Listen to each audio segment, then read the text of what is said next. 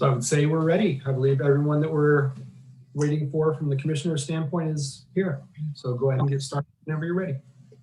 Okay. All right. Good evening, ladies and gentlemen. The Town of Los Gatos Planning Commission meeting of Wednesday, October 28th, 2020 is now called to order. This meeting is being conducted utilizing teleconferencing and electronic means consistent with the State of California Executive Order N-29-20 dated March 17th, 2020 regarding the COVID-19 pandemic. The live stream of the meeting may be viewed on Comcast Channel 15 and or online as noted in the agenda. In accordance with the executive order, the public may only view the meeting on television and or online and not in the council chambers. We are conducting tonight's meeting in a virtual setting using Zoom. All planning commissioners and staff are participating from remote locations, and all voting will be conducted by roll call vote. Mr. Paulson, would you please advise of the roll?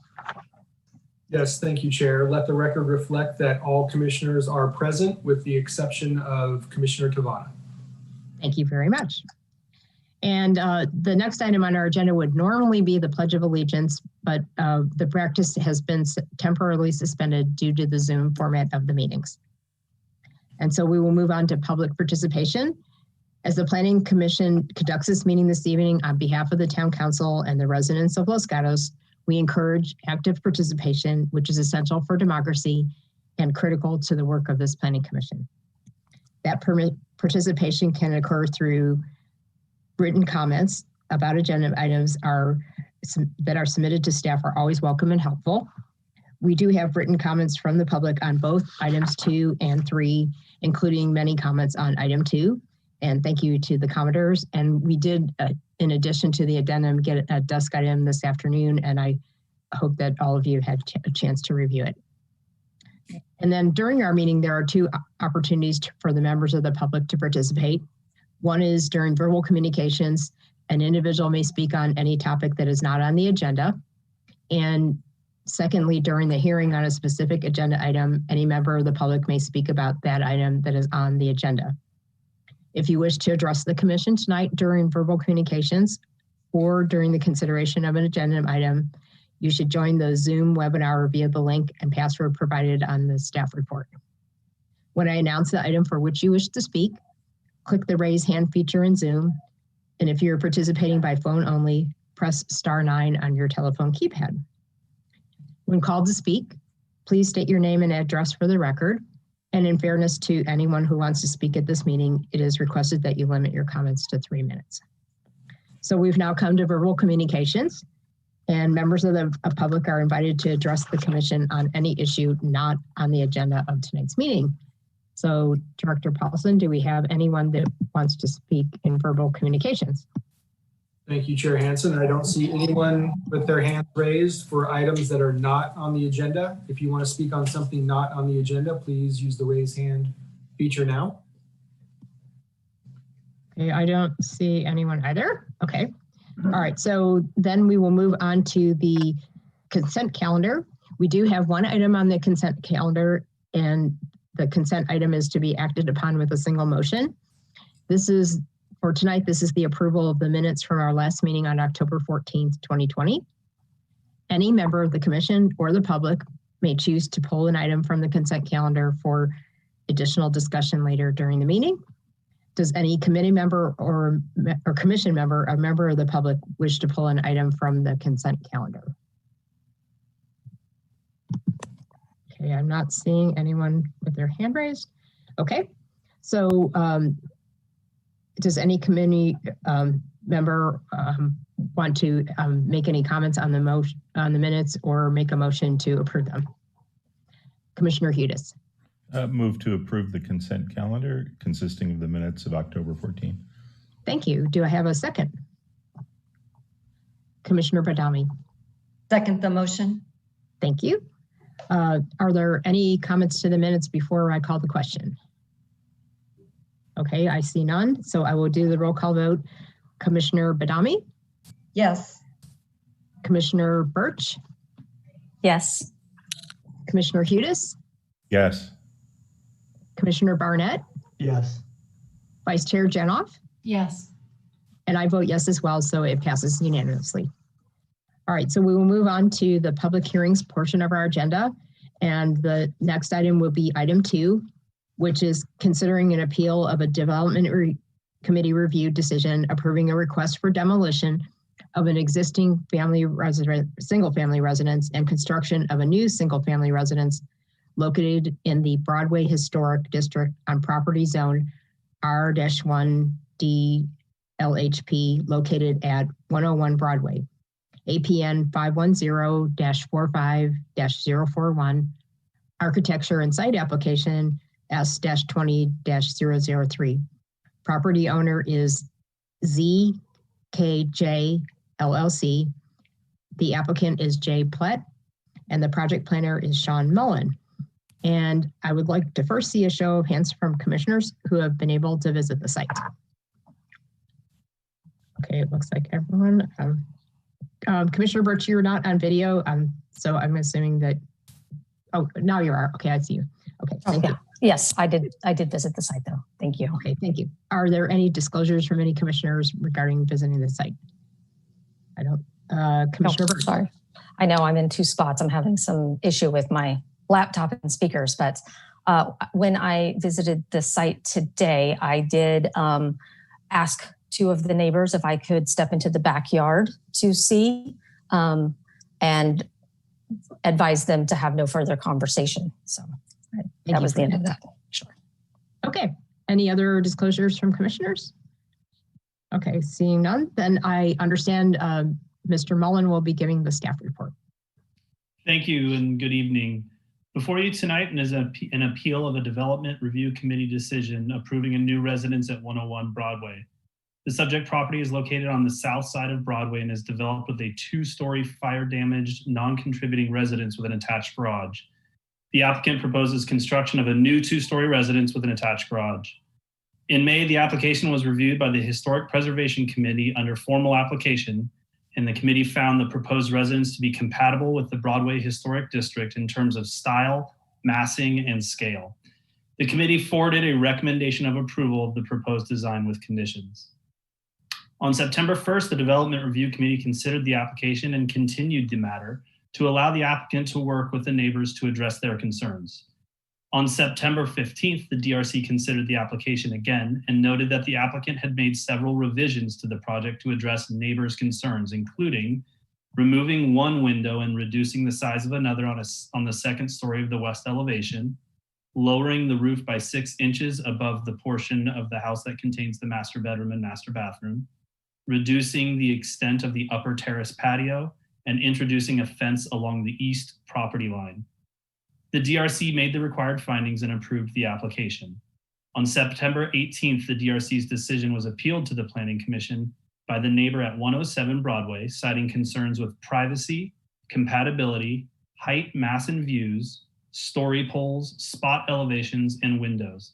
A discussion on each of these points is included in your staff report.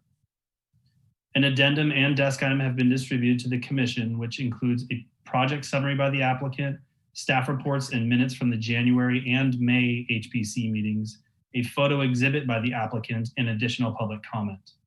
Based on the analysis provided in the staff report, staff recommends denial of the appeal, upholding the decision of the DRC, subject to the recommended conditions and included in Exhibit 3.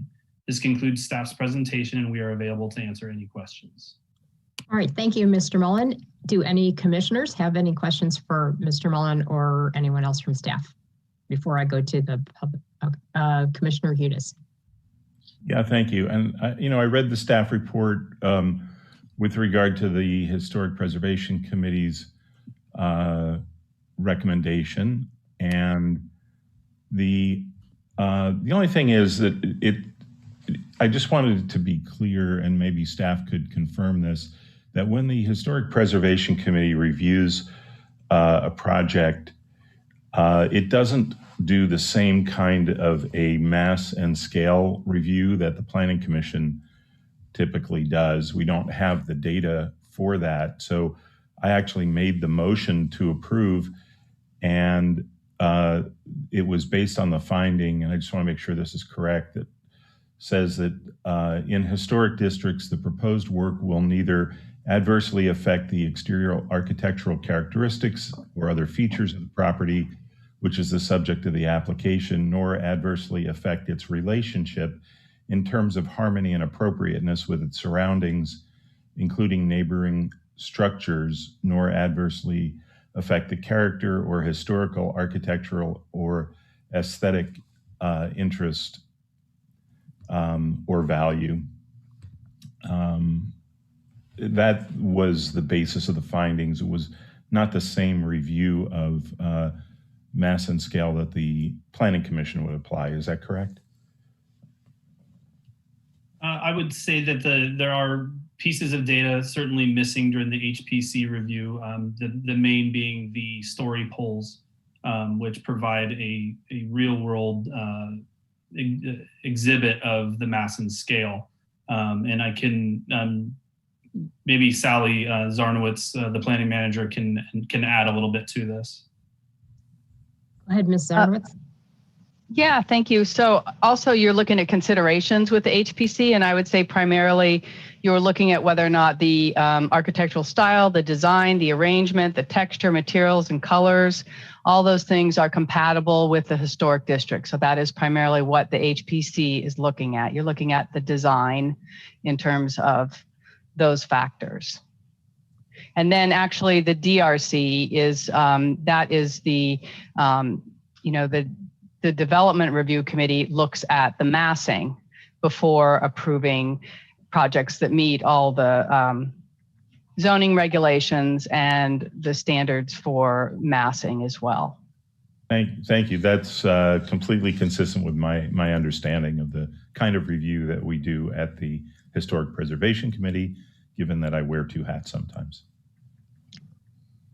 Good. Well, thank you for your question and for the responses, because that was a question that I had, and I don't know if other commissioners did, was sort of the extent of the review of the Historic Preservation Committee versus the DRC. So thank you for that. Are there any other commissioners that had questions for staff? Commissioner Barnett. Yes, I noted in the staff report on page 14 that the FAR is stated to be 0.202, but then I saw on page 189, exhibit 19, sheet A1, that the FAR is 0.331. I was wondering if there's a way to reconcile or explain that difference.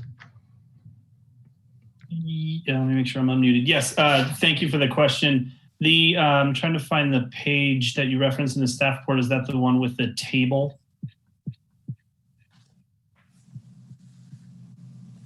Sorry, there it is. Okay, thank you. So the FAR of 0.202 as described in the staff report is a apples to apples comparison of the neighboring properties. The piece of data that's missing from the neighboring properties is their average slope, and these are all sloped lots. Because all these lots are most likely over a 10% average slope, the amount of lot area that we feed into our calculation to calculate the FAR is reduced based on their lot slope. And because we don't have those average slopes of the neighboring properties, in order to do an apples to apples comparison of the FARs of the neighboring properties, we don't do that exercise for that particular comparison. The FAR that you see on the other FAR that you mentioned is based on the lot slope reduction. Okay, thank you. Does that answer your question, Commissioner Barnett? Yes, it does. Okay, Commissioner Badami. I also wanted to confirm with staff, because we received an exhibit that was under the assumption that the Hillside Design Standards and Guidelines, all of them applied to this project, when in actuality, there's only 3 particular sections that apply, and that would be the constraints analysis, the site planning, and the site elements. And the architectural design as part of the Hillside Design Standards and Guidelines does not apply to this project. Is that correct? That is correct. Thank you. Okay. Are there any other questions for commissioners? Commissioner Gatos. I just wanted to understand the context of the historic designations there. So we're in a historic district, and the home that was approved for demolition, the original, was found to be non-contributing. Is that correct? That is correct. And the adjacent homes at 107-93 Broadway and 14 and 24 Clifton, are they contributing, and are they all adjacent? Bear with me on that question while I look that up.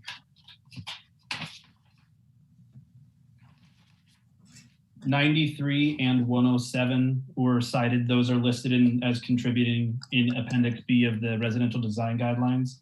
And then 16 and 24 Clifton are listed. I'm not sure if those were the ones you referenced, but those are the only two listed on Clifton in the Broadway district.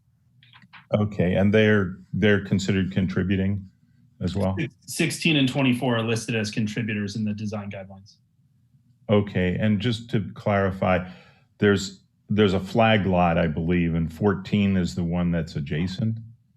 I can pull that information and get back to you in real time. Okay, it looked to me like that was the adjacent one and that 16 was in front. So, okay, thank you. Okay. Are there any other commissioners that have questions for staff? I will note that you will have another opportunity to ask questions of staff after we close the public hearing.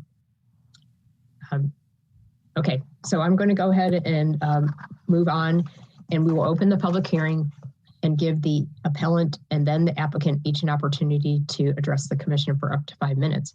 So first up would be the appellant. And so, Director Paulson, do we have someone that's going to speak from the appellant? I assume Ms. Kurtz. We do, and just, there we go. We have a raised hand now. So I'm going to allow her to talk for up to 5 minutes. Ms. Kurtz, if you unmute yourself. So I'm here. Good evening. I'm Karen Kurtz, and I live at 107 Broadway, where I have lived for 32 years. I have lived in Los Gatos for 54 years. I am a realtor and have remodeled and refurbished 12 homes in the Los Gatos and surrounding areas.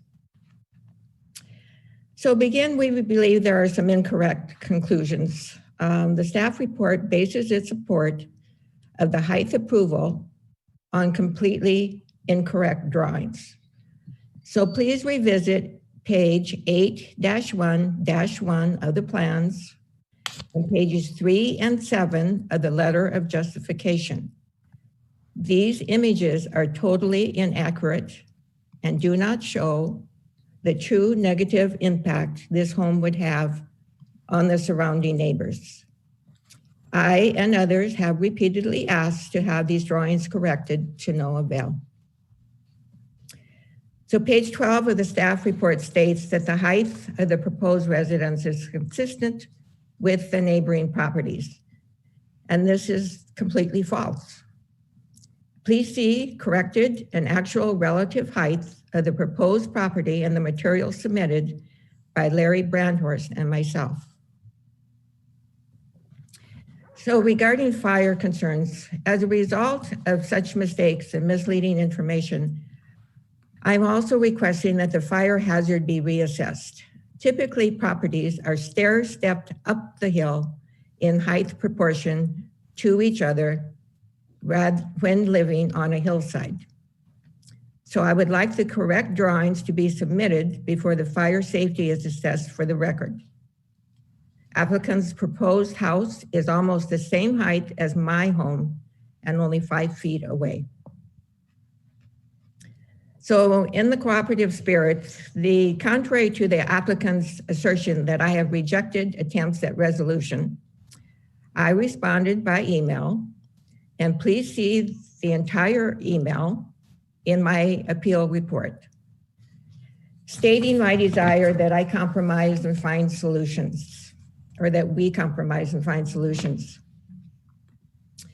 However, the applicant offered me little consideration concerning my concerns. And the shadow study. I don't understand how a shadow study is performed, but I do know that the results do not bear any resemblance to reality. Considering applicants' measurements were considerably off, I further request that the shadow light study be revisited as well. And regarding the historical integrity, my goal is to save the historical integrity, the value of my 1870s home, as it is my entire retirement, as well as the neighborhood. Would any of you want to view a huge wall, 5 feet or less, from you instead of even a sliver of Mother Nature's beauty of surrounding hills, trees, the sky, the sunset's reflection off of the mountaintop, and the moon? Tonight, the moon was below the story poles. It makes me very sad. So I believe that there can be a compromise where all parties could be satisfied if willing to be truthful and respect one another as neighbors. Thank you. Thank you very much, Mrs. Kurtz. Do any commissioners have questions for the appellant? Commissioner Badami. Thank you, Ms. Kurtz. I'm looking to understand what compromise would be acceptable to you. Well, it would be desirable to have only one story in the back. And that is what has happened with the surrounding properties. They have only put 1-story addition in the back, no 2 stories. Does that help? Yes, it helps. Thank you. All right, do any other commissioners have questions of the appellant? Just double checking. Commissioner Hudis. Thank you, Ms. Kurtz. I wanted to ask, in your in one of your letters, you stated that in order to protect myself from encroaching neighbors, I will have to build my own structure, wall of enormous trees, or second story, or whatever else I can find to block noise and eyes from entering into my yard. Is that yours, or is that? No, that wasn't mine. No.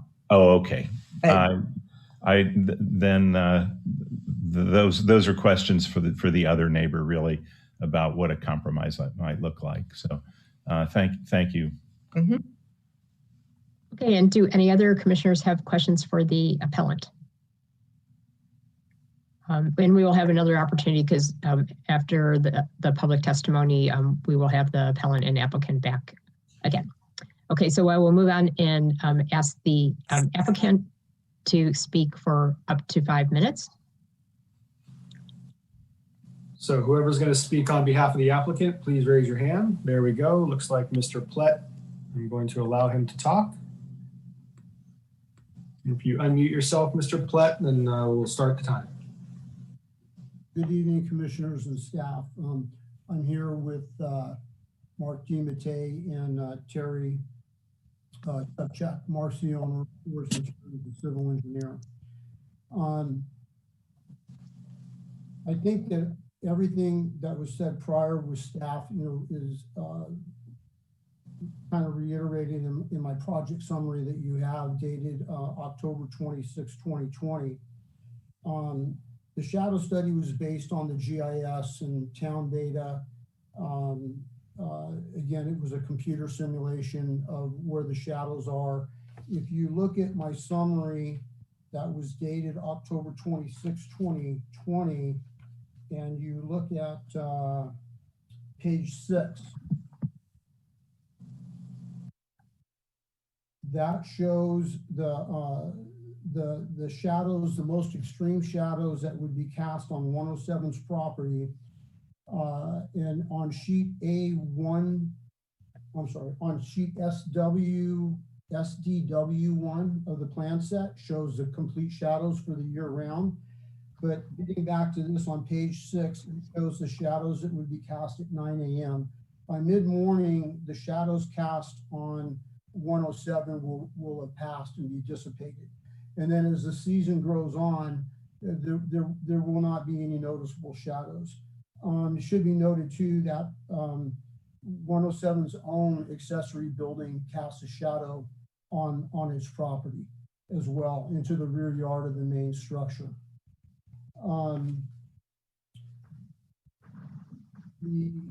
As far as it being 5 feet away, it's not.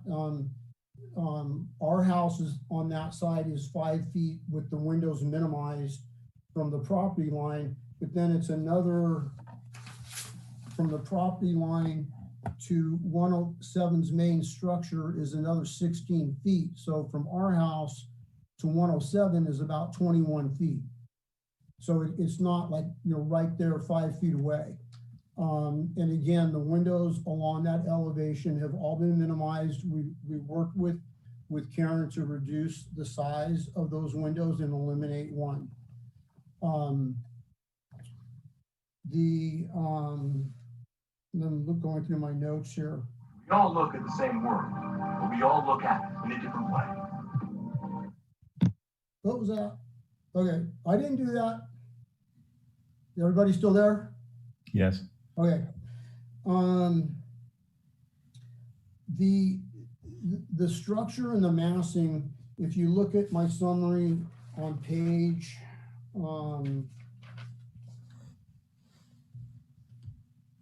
page 4, the line to all the way to the right is the line of the existing structure. So we're proposing to move the garage back 5 feet. And then we have another, it's too small for me to read, about 15 feet or so to the porch. Then the main level is moved back even further. And then the upstairs mass is moved back from that. So having said that, we're stepping up the hillside like we should per the design guidelines. And also I'd like to add that all the thought that went into this design, we had historic considerations, we had design guidelines that we had to follow, and we had hillside guidelines that we had to follow. We had 3 things and we've met all the criteria of 3 different bodies of regulation. Okay, going to page 5, there it shows the hillside illustration out of the design guidelines. And it shows a house stepping up the hill. And you can see our east elevation does the same thing. It steps up the hill, and it also is benched into the hillside by about 8 feet in the back. So the rear of the house is essentially a 1-story house at the very back of it. And you can see the height plane. The house could have been much higher and been within the regulations of the town. You know, I don't have a scale on that, but I'm saying, you know, about 10 feet, and we didn't go anywhere near that. You know, instead of climbing up that portion, we chose to bench it down into the hill to minimize the height. And then at the on sheet 5, it also shows how Broadway steps up from the lower levels to the higher levels. And so we're also stepping the roof forms up along Broadway as we go as well. Chair Hansen, that's time for Mr. Plett. Nope. Thank you. Do any commissioners have questions for the applicant? Commissioner Hudes. Yeah, thank you. I had a question about the floor heights. I'm reading the residential design guidelines for historic resources 4.10, which is on page 54. I think that's what applies because this is new construction replacing a historic structure. And in that section, it refers to floor-to-floor heights should match the floor-to-floor of adjacent contributing structures. So, you know, with that, it seems like at least 93 and 107 Broadway and 24 Clifton, and from what I could see, 14 Clifton, or perhaps 16. Staff was going to clarify. So my question is, do the floor-to-floor heights match of the adjacent contributing structures? Are you saying, are they at the same elevation? Or are the ceiling heights comparable? It says floor-to-floor heights should match the floor-to-floor of adjacent contributing structures. So I don't think it's talking about elevation. I think it's talking about heights. Okay, in that respect, I don't know what their ceilings are, but in traditional houses, the ceiling heights are anywhere from 10 upwards of 11 feet. I just did one on tape that had existing 12-foot ceilings. I think we're asking for 9.6 for our main level on this house. The garage level is 8 feet. The upstairs level is 8 feet plate heights, which is maybe substandard for a historic house because it's low. And the existing home, I have been inside the existing home briefly, and its ceilings they have to be at least 11 feet, if not taller. They're maxed out. They're very tall.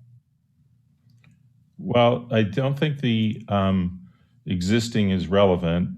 It's the code says, or the guidelines say, should match floor-to-floor heights of adjacent contributing. And so I think because of the configuration of this lot, there are 4 adjacent contributing. And so I think what they're trying to do is get at some kind of uniformity rather than have something, stick out. So I don't know fully the intent of the guidelines, but I think it's important to follow them. So do you know what the floor height is of those 4 contributing? Is that part of the application? No, it's not, and I don't know unless there was granted permission to get into those homes, but I know that 93 has been modified, and it could have been modified with lower, it was added onto, so it may not have the original ceiling heights in it, so that part would be negated. And I worked on 16 Clifton, and I know that it has 9-foot ceilings minimum on the main level, maybe even a little bit taller. That was a house that I did a few years back.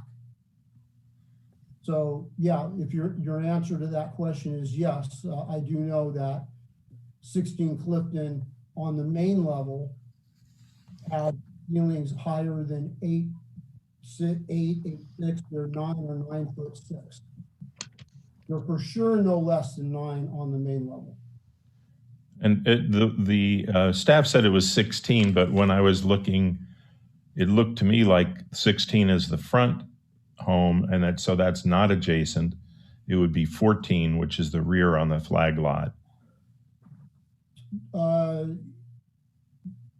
Yes, I don't know about that house. I only know about 16, which is in the district, I believe it is, because I worked on the house and it was a historic restoration, and those ceilings in that house are 9 feet. But again, the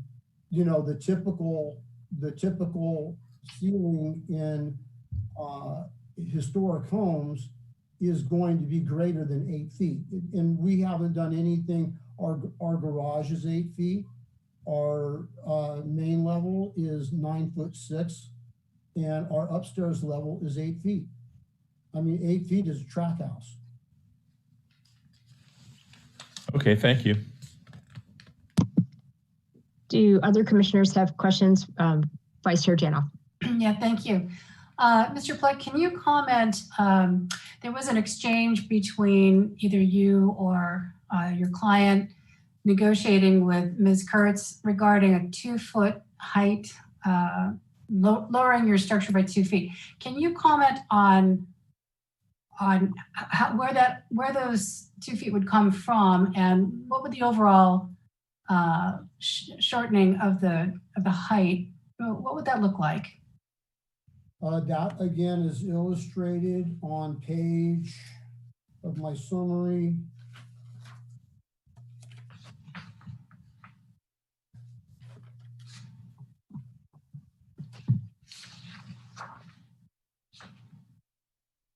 The lower portion on page 7, the profile section, it shows the roof as it is, and then it shows it lowered 2 feet. And the way we would do that is we would lower the slope of the roof, and in that section of the master bedroom, as long as we slope the roof, we would be willing to go down in there to 7'6" wall height, something like that. So that's how we were going to achieve it, with the lowering of the roof slope over that bedroom area that would be adjacent to 107.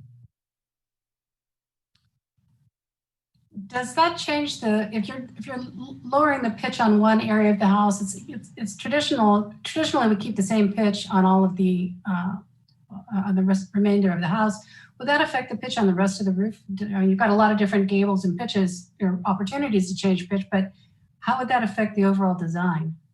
Well, in the back, it's again, you're right to the point there, but it is in the back. It would help out the neighbor. And it runs perpendicular to the other roof upstairs, so you would not even notice a difference. From the ground, the only one that would notice that difference would be Karen next door. Okay, thank you. Do any other commissioners have questions for the applicant? I do have, Commissioner Barnett, what's up? Yes, there were a couple of photo renditions that showed superimposed the new building. I was wondering if you had seen those and if you thought that they were accurate representations. No, I don't believe they're accurate. They were accurate. They were photoshopped, and they were two-dimensional images superimposed on a photograph that has depth and perspective. I think the story poles are evident, and they show the story. Okay, thank you for that response. Commissioner Badami. Along with Commissioner Jeff Barnett's comments, as part of Exhibit 5 with the rendition of a superimposed building, we also have a photo from Ms. Kurtz's property of the story poles as viewed from her property. Did you have an opportunity to see that from her property, or even look at the photo if you can't gain access to her property to see how the story poles look? Yeah, we had 3 meetings with her, at least 3, and we saw the story poles and explained to her, what was going on from those meetings is what generated the earlier modifications to eliminate some windows and make some windows smaller. She was in agreement with those things, so we moved ahead doing that.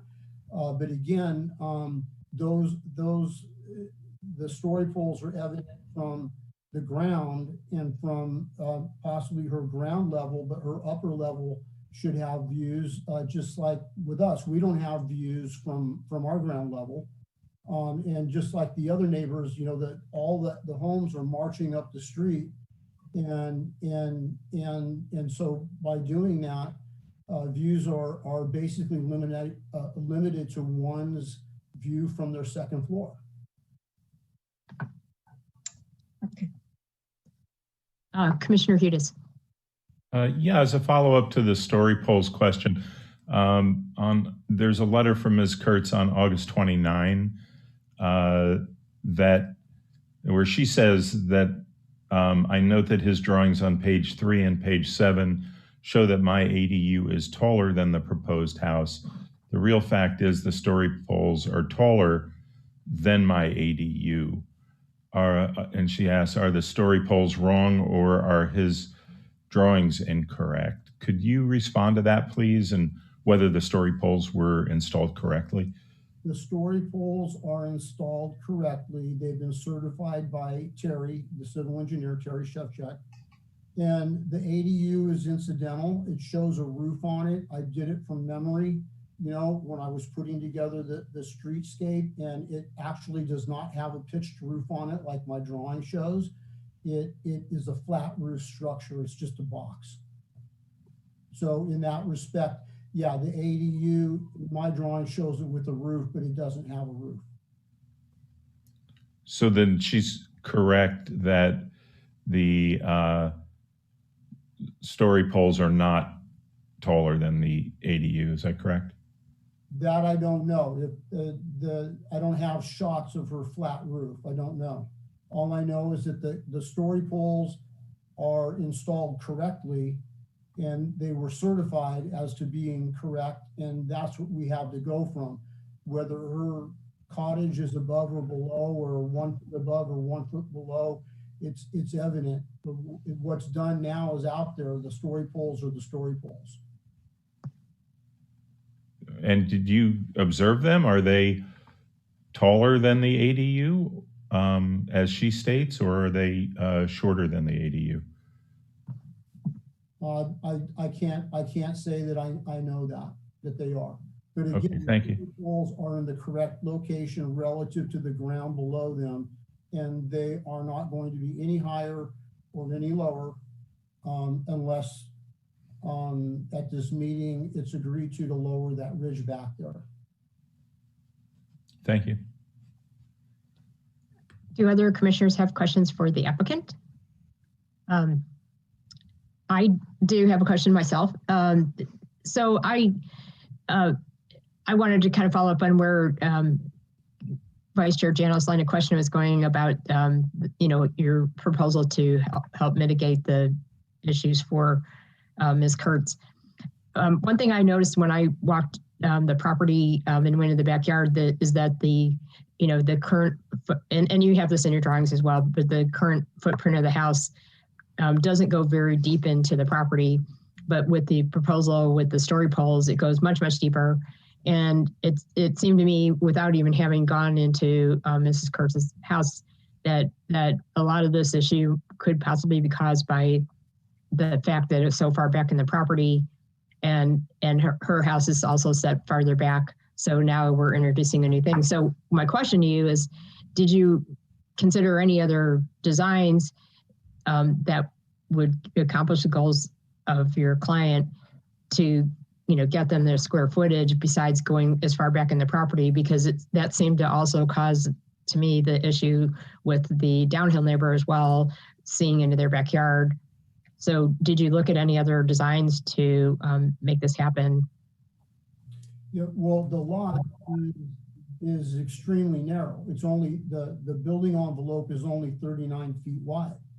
And so, like everybody in the neighborhood, there's a little bit of a yard area that we created, and that dictates the footprint of the house.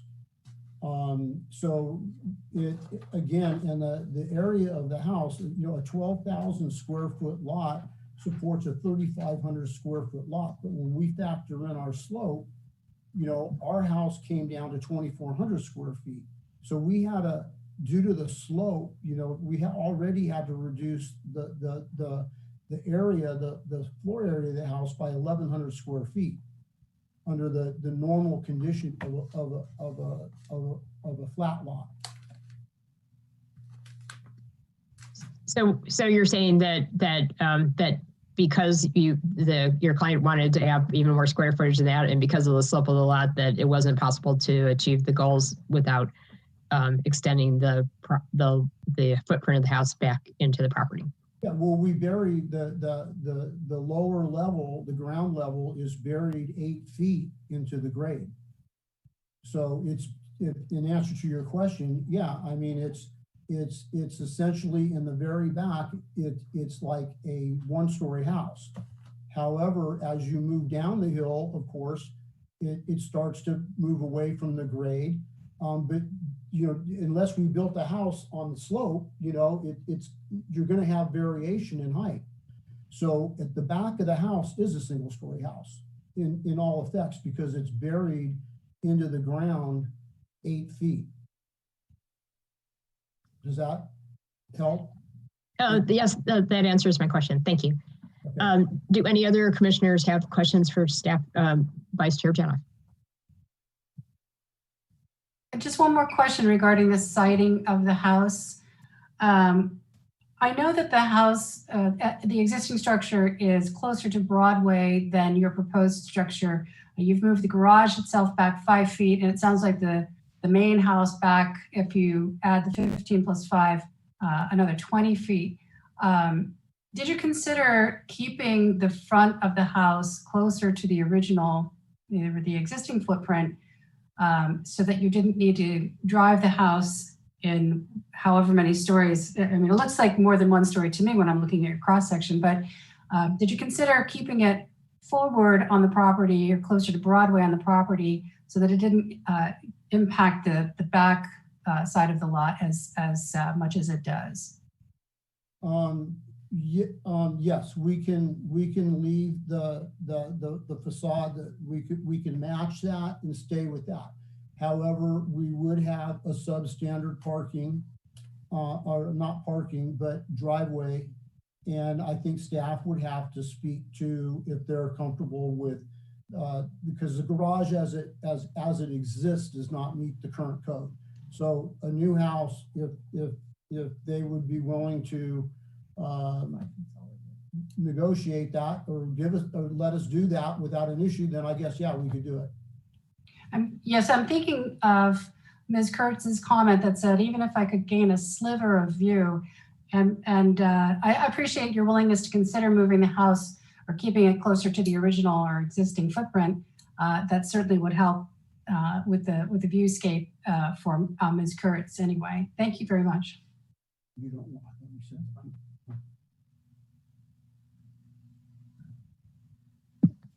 Any other commissioners have questions for the applicant before we go to public comments? Okay, I'm not seeing. Oh, Commissioner Barnett.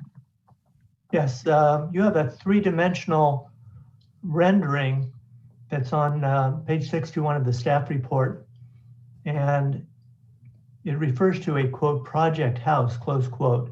And it appears to me that that's the existing residence, but I wanted to confirm that.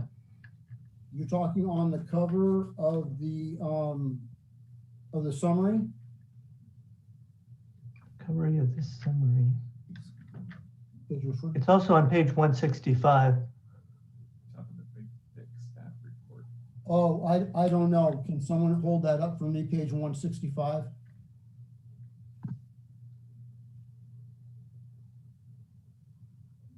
I'm not able to do that.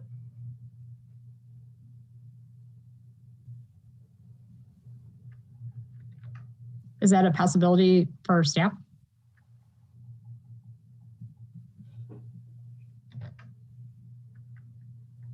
Page 165. I don't believe we have that capability because we don't have that stuff loaded but what I will do, let me see if I can find the page and see if there's a better descriptor for Mr. Plett. Maybe if you could clarify, what are you seeing in that photo? It's a 3-dimensional rendering. It shows, I believe, 3 houses, the upper, yours, and the lower one. Oh, the 3 houses. Yeah. So it's part of your site overview, neighbor contacts, design analysis, in Exhibit 10 of the staff report. And it should be projecting now. Yes, that's what I was looking at. So when it refers to the project house, which house are you referring to? The existing or the proposed? Oh, the proposed. It looks low to me compared to the story poles. I'm sorry. It looks low compared to the story poles. So it looks low compared to the story poles. Can you hear me? Yes. Oh, okay. What was your question again? So on this graphic, it says project house. Yes, And is that the existing home or the projected home? that is the project home, the new home, the newly designed home. From my observation in the field, it appeared that the story poles were a lot higher than that against 107 Broadway. Yeah, well, if you look at the desk item on page, find it here.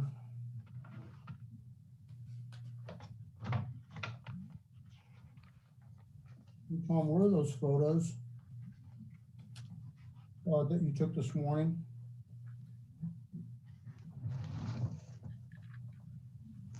Now I have some photos in the desk item. This is not the desk item. And I can get them, just bear with me 1 second. Again, that's kind of a bird's eye view. It was to show that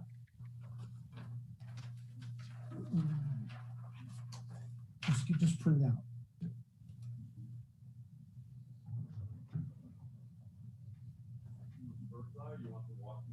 No, I want the photos.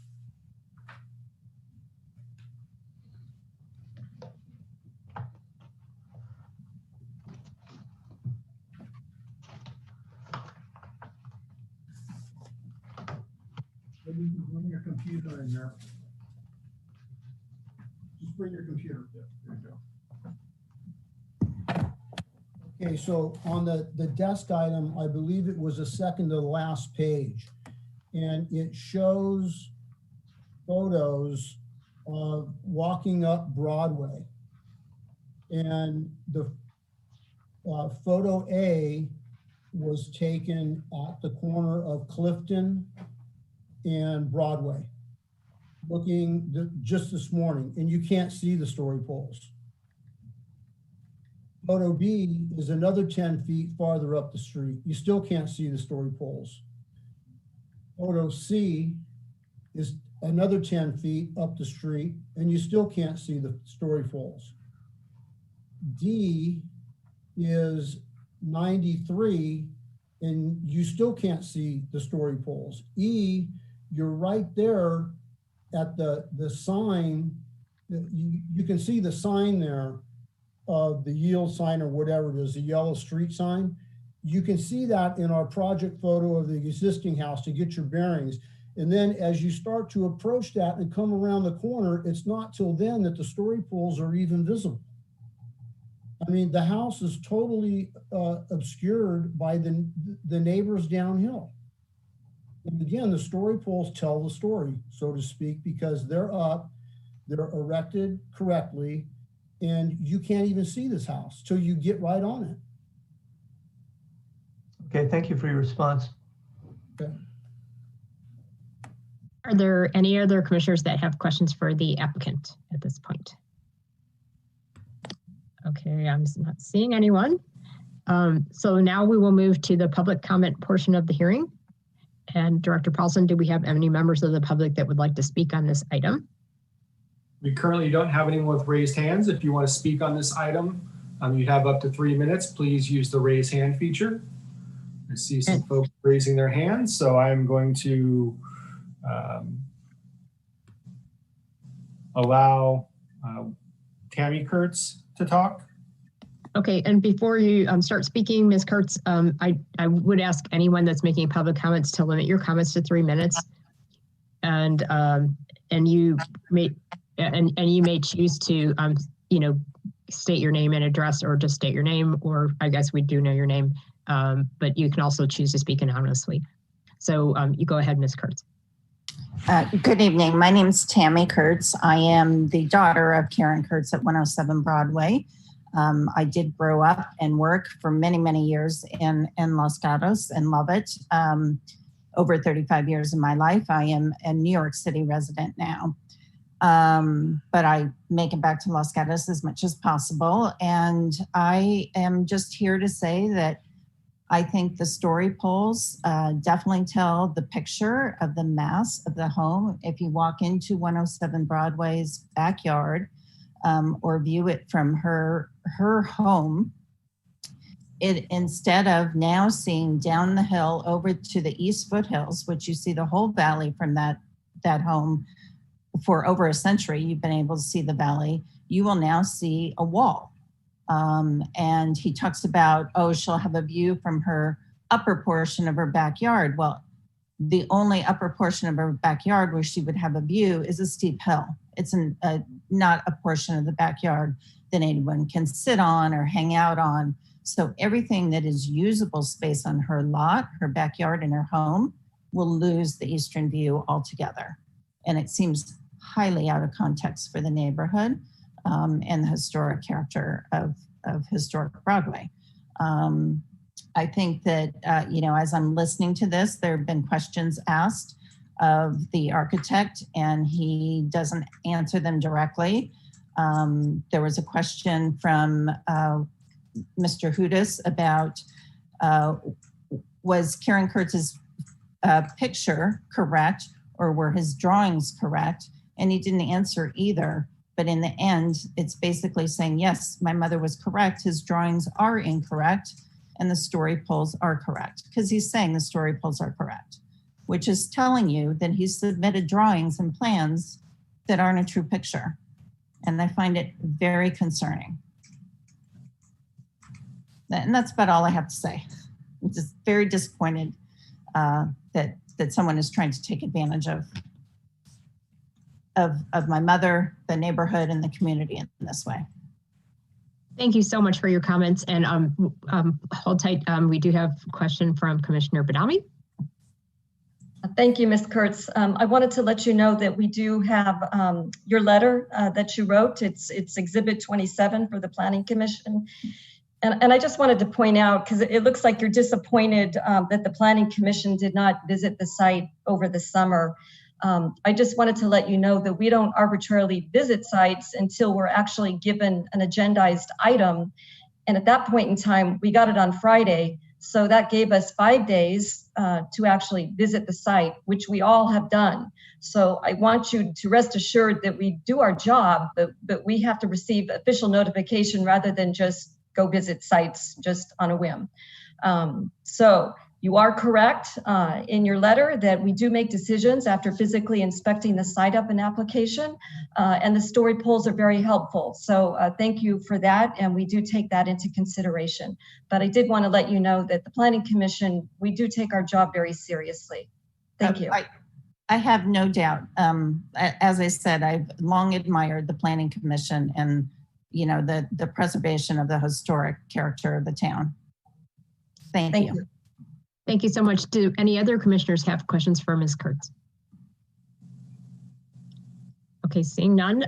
Is there anyone else that wants to speak in public comments? There is. I will now allow Mr. Clark to speak. So Mr. Clark, you can unmute yourself. Thank you. Thanks very much. My name is Paul Clark from 117 Broadway. There was some discussion earlier regarding alternative designs and the height of the building, the proposed building at the back of the structure. One thing that I would suggest is that one of the reasons why the back of the structure is so high is because it actually sits on the upper floor above what is being called an ADU.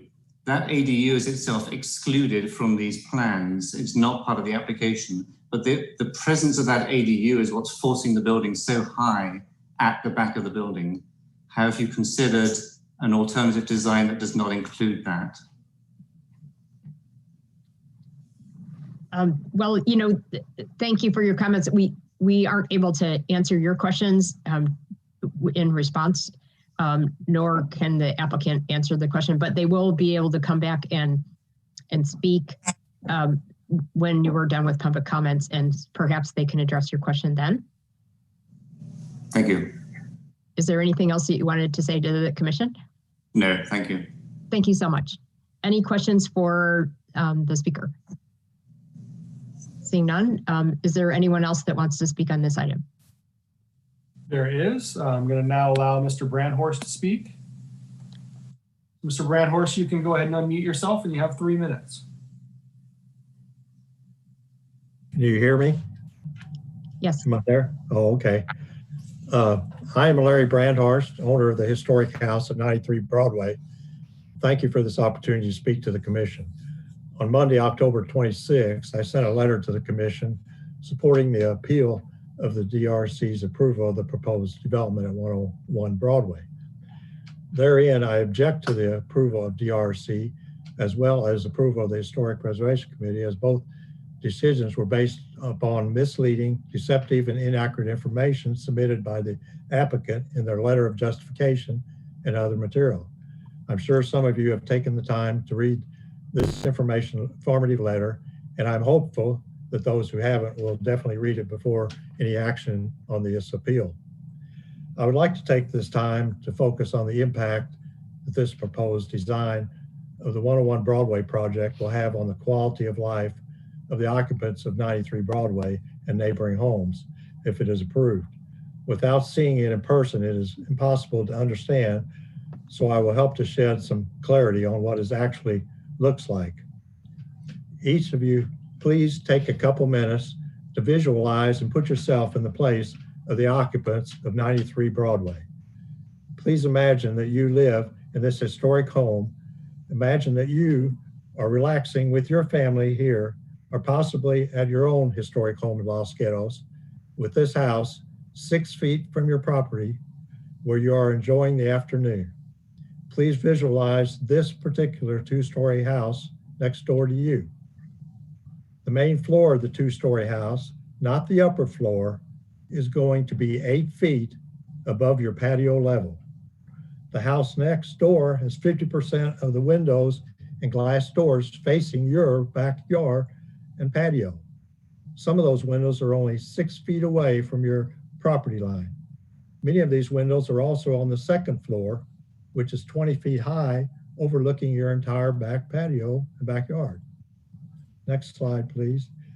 The upper story of this house is 18 feet high and has a party deck that is 15 feet deep and 20 feet wide, approximately 300 square feet, facing your back patio and backyard. Now, picture all of that for a minute. Is this really what any of you would want to have agreed to have next door to you? The right decision is to reject this development at 101 Broadway and require a respectful and reasonable design that will not severely impact these historic homes and neighbors. If you approve this development at 101 Broadway, you will also be setting an approval precedent for future building projects in historic neighborhoods for the entire town of Los Gatos. Thank you very much.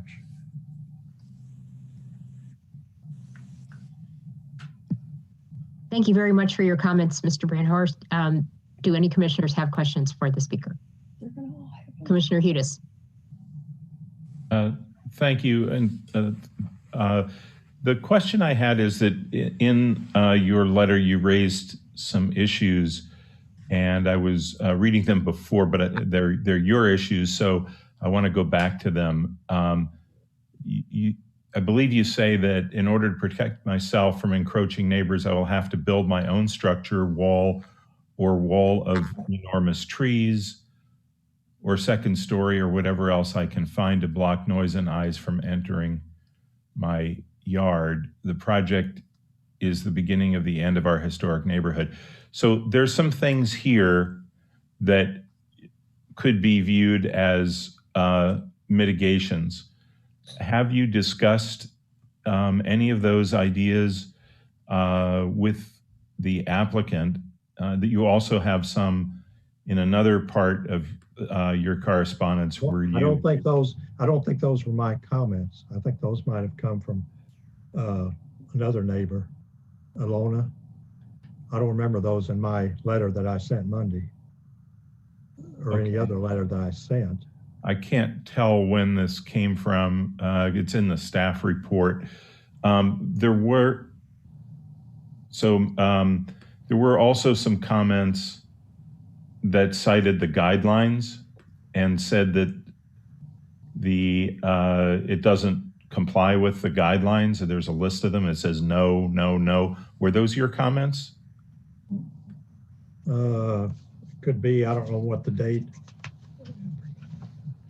on those were. I sent one back before is this talking about before the DRC meeting? I believe so. Yeah, I sent some things there. I'd highlighted some things I saw in the town's documents and Yeah. that I'd highlighted just to highlight things that I thought were different and didn't really meet those requirements. Did you discuss those with the applicant and were they addressed? No, I mean, the applicant never talked to me or visited us or I never saw the applicant at all. They never came by the house or something. My wife was there one day and Mr. DiMattei came by and said I think they said they would come back and talk to me, but they never did. Early on. Okay. This was very early on in the process, way before I think the DRC meeting. But those were not accommodated in your opinion, is that correct? Not really. Okay, Those. and to be specific, on page 57 of the staff report, it cites page 35 of the guidelines, and the items that were noted here were windows, orientation of the windows, screening, size of the decks, and landscaping. Would that be part of what you would like to see accommodated? Yeah, just a second. I'm trying to pull out that document I think you're referring to here. It's on page 50. I mean, the upper level deck is, I mean, ridiculous to have a 300 square foot upper level deck overlooking the neighbor's house like that. That's crazy. We've even had conversations with other architects and contractors in town that said, no, the city has never let them do anything like that. It's unbelievable that the town is allowing them to build something like that on an upper level. They've tried to put small balconies in and the town has turned them down. So just to close this, have you articulated the changes that you would like to see made in order for it to be acceptable? Well, for it to be acceptable to me, I think they'd have to get rid of the 2-story house and put a 1-story house back there. I mean, it extends 2/3 of the way, practically the backyard of my property, the house does. It's within a few feet of matching the backyard of our property. That's how far back the house goes. So it's basically all along the whole side of our property and 2 stories all the way back, except for one little sliver at the back that's 1 story. That little sliver that they call whatever it is, IDU or whatever it is. ADU. Yes. I mean, that's about 6 or 8 feet. That's 1 story. The rest of the house is 2 stories all the way back within probably 10 feet of our back property line. Okay, thank you. Commissioner Birch had her hand up and then Commissioner Badami. So Commissioner Birch. I have a question for the speaker, just to check. Are you currently residing at 93 Broadway? Is that an occupied home? Not at the moment, no, Okay, all right, thanks. We inherited this house and that. Okay, thank you. Commissioner Badami. So I just need to clarify the conversation earlier between Commissioner Hudas and Mr. Brand something, sorry, Mr. Brandhorst, I'm sorry. So we have exhibit number 5 and the yellow highlights with the nose and that back and forth, that actually is part of our hillside design standards and guidelines. And so when we started the meeting, I did clarify with staff that the architectural design component of the hillside design standards and guidelines does not apply here. So when we look at that document, we're looking at constraints and site elements, not particular these items. So it wouldn't really apply, even though there's a lot of overlap with the residential design guidelines. So I just wanted to set the record straight on there so that there's no misunderstanding. Thank you. Okay, thank you. Commissioner Birch has a question. Go ahead. Yeah, I'm so sorry. I couldn't find what I was looking for a minute ago. I did want to just check something with the speaker, because I believe the notes I took was that you have not spoken with the applicant, or they had not reached out to you. I do have a letter included in our packet that is a summary of a conversation that happened between you and the applicant, where there were some questions about, moving a terrace. Were there certain things that perhaps you may or may not like? Can you confirm if that conversation did happen, or if you were never contacted? Yes, they had a conversation about extending a fence up on the side. One of my big concerns was the view that they're looking down into our patio and all that. They did agree to put a short fence in there up to the eave line, and they did extend.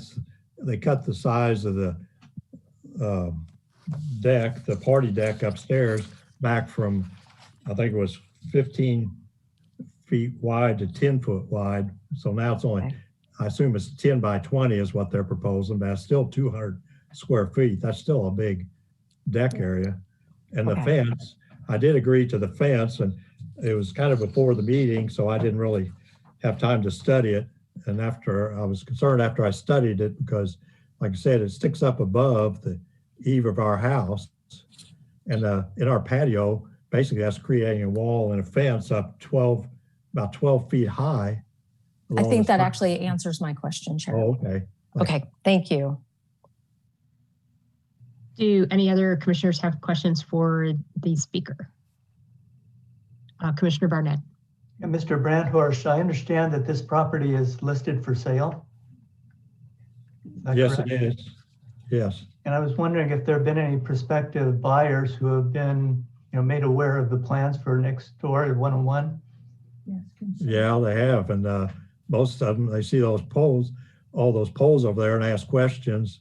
And it's basically discouraging. We have not had hardly any interest on the house at all, especially when they go in the back patio and see those story poles up 3 stories tall from the grade, and that they really get concerned, and we never hear back from them after that. So okay, thank you for your comment. Yeah. I had a question for you as well. It's sort of following up on what a couple of the other commissioners said, but I distinctly remember seeing a letter from you saying that based on the mitigation measures offered by the applicant, that although you still saw some problems with it, that you're okay with it. But then there was another letter from you that said that you weren't okay with it. So could you just maybe talk about what changed? Well, after the DRC meeting, I had, like I said, I'd agreed to a little bit of fence, but then after that, I did not see the letter of justification that the applicant had submitted until after the DRC meeting. And that's what I responded to in this letter, because when I saw that, I realized that a lot of the stuff they had submitted in that were incorrect, that they actually had the house 6 feet lower than what it actually was. And I called them off on that previously with the section I had drawing and they came back later and kind of corrected that. That was before the DRC meeting. That's why they decided to put the fence in, because I called them on it, and then they came back with a drawing and raised it 6 feet like I told them it was. Apparently they can't read their own drawings, but so that's when then after that meeting, I went through the letter of justification and I outlined that letter I sent Monday, if you got that in front of you. Yes.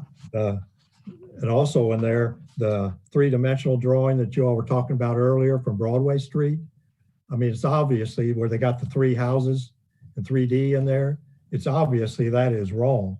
I mean, the top of the new house is about the same level as our house at 93 Broadway, but in reality, it's a whole 4-story level above the roof of our house at 93 Broadway, and it practically hides the house at Karen's house up the hill, not at all like that 3-dimensional drawing. Okay, I think you answered my question. Thank you. Yeah. Any other commissioners have questions for the speaker? I'm not seeing any hands raised. Director Paulson, is there anyone else that wants to speak on this item? Let me check. So anyone else who wants to speak on this item, please raise your hand. So I believe Miss Merrily is going to speak. Her and Miss Kurtz are on the same line, but I believe I will allow her to talk for 3 minutes. Okay. Go ahead and unmute yourself. Hi, good evening, everyone. First, thank you so much, because I saw several people come out and look at the property, and I really appreciate it. And thank you for your time and your questions tonight.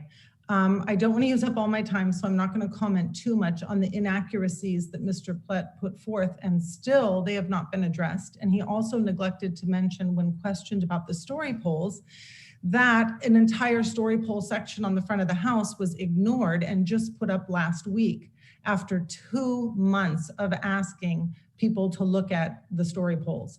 And we believe there's still a part that's missing. I don't know how significant that is, but the reason given was that the roof is burned there and it's too dangerous to put story poles there. So that's my understanding. And if I made a mistake on anything, pardon me, but it's hard to sort through all of this. I'd also like to point out that it was suggested that the drawing or the picture was superimposed. Mr. Brandhorst is an architect. We had another architect review the measurements, paid for it out of our own pocket. So that is correct and done by the applicant's numbers on his own designs. I'm at 89 Broadway, and my biggest concern is the balcony. I have lots of concerns, but the part that's really going to impact me is that the story poles don't show that a 300 or 200-foot balcony, depending on whether Mr. Brandhorst and the agreement goes through to cut those extra feet off. But let's go with 200 square feet of a balcony hanging towards my yard and the next door yard, is pretty crazy. We can hear everything. I can hear Maria Risto's shower next to me when I'm outside, anywhere outside. We have to be really respectful when other people have their music on. 1 or 2 of us only play our outdoor music. We can hear conversations that the neighbors have. And to have that balcony, my entire yard is oriented to the back. My house is 1,200 square feet. We're 5 Victorian homes on this strip, except for the proposed project, built in the 1800s. I'm 1,200 square feet. We have a 1,400 square feet. It's been said that the new project is within keeping. It just doesn't work here. And at least the balcony doesn't work here, and those windows could be cut down. Finally, mistrust is an issue. Unfortunately, there have been 2 large errors and probably more, and it's hard for us to figure out what's actually being built now. Should we believe this? Are these the right numbers? So I am appealing to all of you to say, what should we do? How can we feel secure that what's being told or what's being built is actually what's going to be up there once it's finished? Time, Chair. Thank you. Okay, that's time. Do any commissioners have questions for Ms. Merlin? Okay, I'm not seeing any. So thank you very much for your comments. It's very helpful to the commission. Is there anyone else that would like to speak on this item?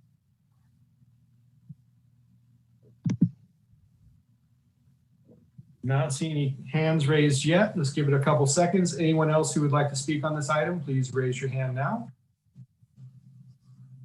I don't see anyone raising their hand, Chair, so now you would go back to the applicant for 3 minutes. As Director Paulson says, so we will end the public comments portion of this, and then the next thing is we give the applicant and then the appellant up to 3 minutes each to add further comments about the application. And we will start with the applicant.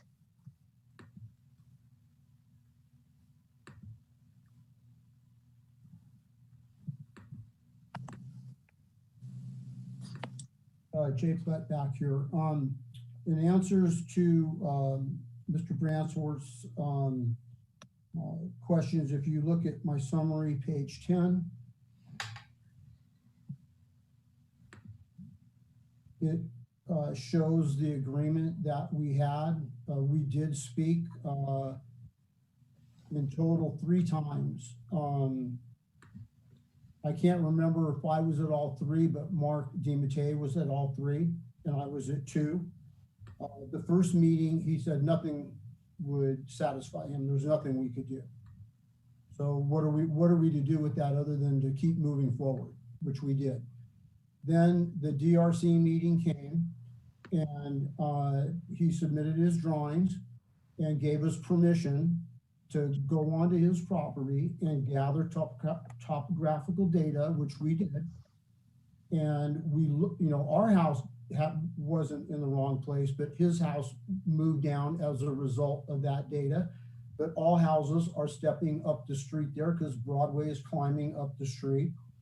And then if you look at the illustration on page 10, that was the agreement that we had with him. We would move the bedroom balcony back 5 feet. You can see how it in and of itself obscures views from anybody standing on that balcony.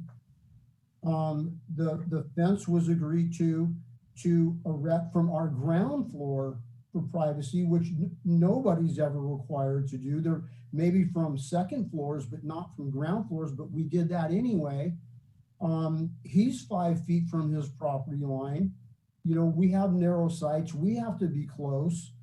Anyway, he agreed to this, and he even sent an email to Sean that he did, and we moved forward. And DRC approved the plan, this section that you're looking at here. This is incorporated in the plans, and this was agreed to, and this is what we did. And just in answer to his question, if you look at the illustration above that on page 10, it shows our second story completely set back from 93, the downhill neighbor. You can see how far away our windows are, and the balcony is shown at 13.6 when actually it's 17.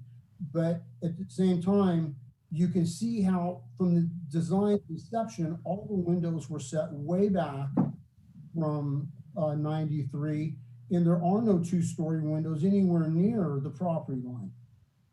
They're all thoughtfully set back. They're all private windows or either bathrooms or bedrooms. And anybody there, they want their privacy too. They're not gonna, it's not a party deck up there. Chair, that's time. All right, thank you for your comments. Do any commissioners have questions for the applicant? Commissioner Hudis. Yeah, so we've now got testimony from Mr. Brandhorst. Has his concerns been addressed, and particularly his latest concerns that came in his letter in October? When was that? Before the DRC meeting? No, the most recent letter. Well, no, because there's been no process to address it. We just got wind of it on Monday. A letter came. Is that the letter you're speaking to? October 26, yes. Well, no, there's been no time. It was the 11th hour. It was the date, that was this past Monday. Okay, so you're aware of what's in the letter and what the requests are? His requests are the same as before. From what I know, you could. There's been a lot of letters going back and forth. You would need to be specific on his. If you could fill me in, it would help. I think we addressed all his concerns from the beginning. Privacy and the screening. We did all that, and he agreed to it. Okay, so the letter that came on Monday, you haven't had time to absorb it, or you've read it and you think you've addressed everything in it? I have read 200 pages since Monday, and you would have to point it out to me. And our issues with him were resolved at the DRC meeting. He agreed to this design. The same design that he's disagreeing to now, he agreed to at the DRC meeting. He changed his mind at the last second. So I haven't had a chance to respond to it. Okay, so you haven't had a chance to respond to everything in the letter of October 26, which is page 218 of the staff report. No, I have not. Okay, thank you. Putting together the response. Right. See, we didn't get this until Friday night at 5:30. Any of this information, and then after the deadline of Monday at 11, additional information started coming in because the website was down. But if you could refresh my memory of the letter, I'd be happy to respond to it. But from my knowledge, there's nothing any different in there than there was the first time. And the first time he showed his illustration, I showed you his very same illustration, and how we made the compromise and dealt with it and agreed with him to change our design, and he agreed to that, and he acknowledged that to planning staff. Okay, thank you. It's the 3-page letter that's in the staff report, page 219 to 221. Yes, I do not have that exact letter right in front of me. There's 300 pages in that report. Right. Okay, thank you. Commissioner Birch, I saw you have a hand up.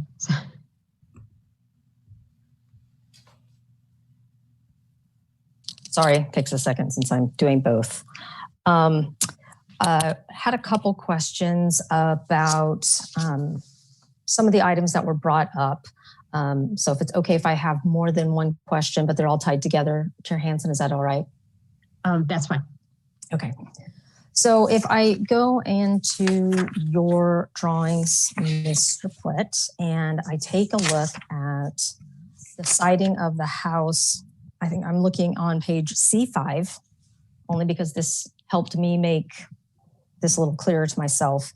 If we were to discuss the ability to move the access to the garage closer to the street, similar to the existing conditions right now, based on the hill, that actually does provide an opportunity to lower the overall massing down a little bit. I'm not acting like that's 20 feet, it's maybe a couple feet.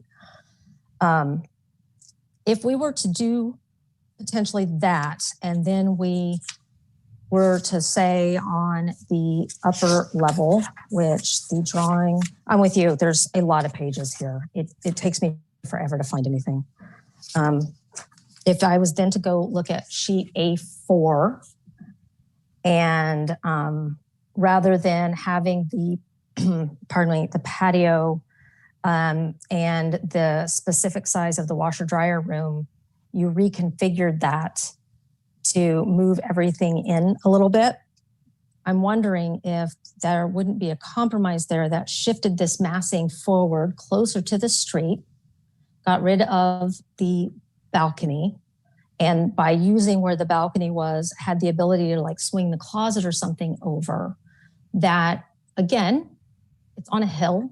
I'm not going to pretend like there's a perfect fix for this, because there simply isn't. It's not the only time we've had a house on a hill in front of us, but it could potentially move some of the overall massing towards the front more, and would make what would be hanging somewhat visually over the downhill neighbor not be something that people would actually be standing and viewing over, more of a closet or something. It could be a conversation towards a compromise if you think that would be something that you and your client may be willing to entertain. I think moving it forward, the proposed slab, as the house moves back, the proposed garage level is about 1.5 feet higher than where it is now because the hill's climbing. So if we went in, if we left the garage at the same level that it is now, and we move the house forward, it would lower the house, everything would come down, and it would lower the house 1.5 feet. The master, the master suite area is a good design the way it is. We don't want to change that.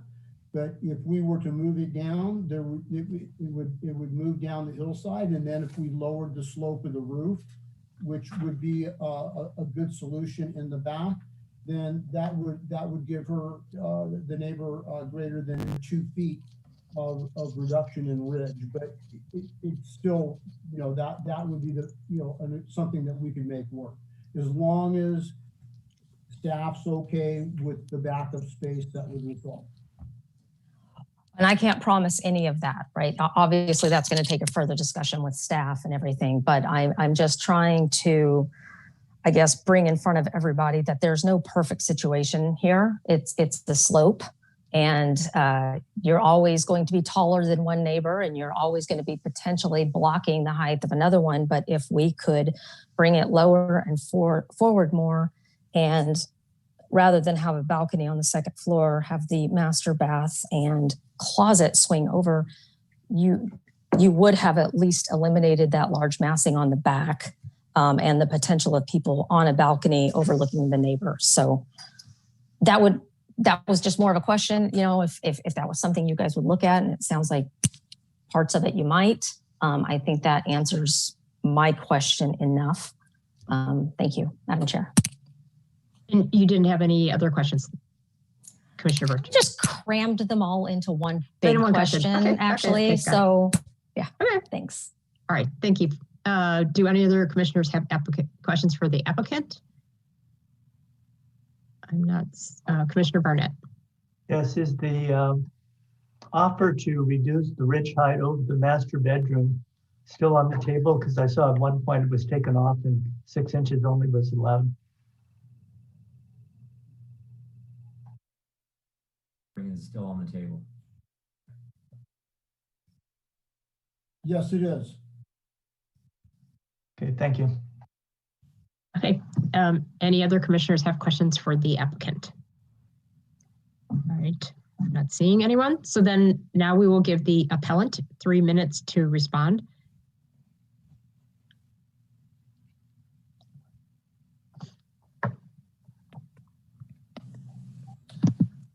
Okay, I've allowed Ms. Kurtz to speak. You can go ahead and unmute yourself. Thank you. This is Karen. So first of all, I want to mention that Larry Brandhorst did get new information. That is why the additional emails and responses. So I've had a couple of other thoughts about how to reduce the scale of that house. And one is to design it more towards the front, which I've heard you talk about. The underfloor, what's called the basement, I think could be utilized a lot better than what it is right now. I like the design of 93 Broadway. They did a very good job of designing that, putting it into the ground, fitting it in without obstructing people's views or privacy and that sort of thing. And one thing that is there is a tandem garage rather than a 2-car garage side by side. I also have a tandem garage. So something like that might help. And not only does it cover Larry's entire property, the building, but it covers all of my living area. There's going to be a wall along from basically the street to my backyard that I use. I do not generally use the very upper part of my backyard. So they do get views from their front, the way the house is designed right now, as opposed to what they said. 101, the proposed house would get views from their front, first story. I'm used to sitting on my patio outside of my back door and looking at the sky. So the front of the house also shuts off views from the north, like towards the Milpitas area. It's higher than what the existing house is, according to the story poles that they put up recently. It blocks even views from my front upstory bedroom to the north. So it's very imposing. I think that that's probably all I have right now.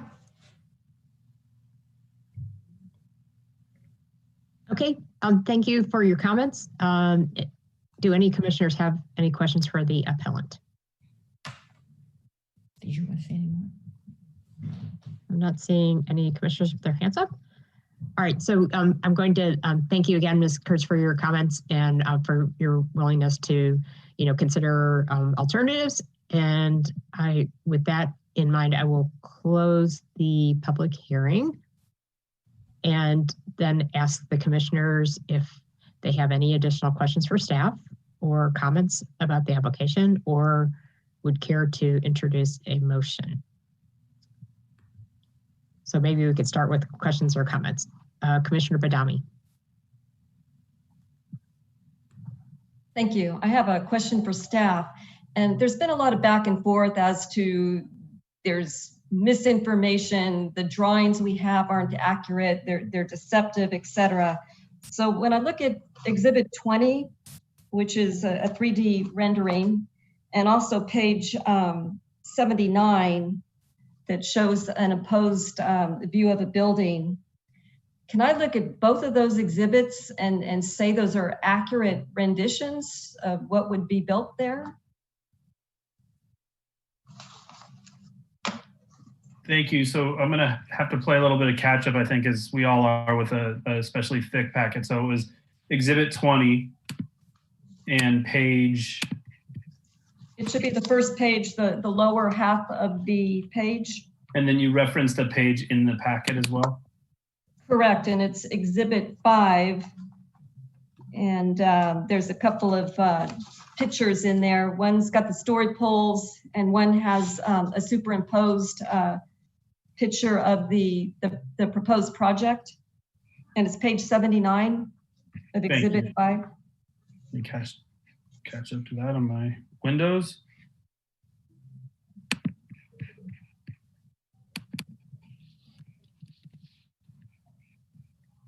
So speaking to page 79, that was prepared by Mr. Brandhorst, I believe. And the three-dimensional piece in Exhibit 5 was prepared by the applicant. I think they present different views, and this is where we get into two people saying that they're both wrong. And I'm not sure if Joel can expand on this when we run into these scenarios where you have conflicting information.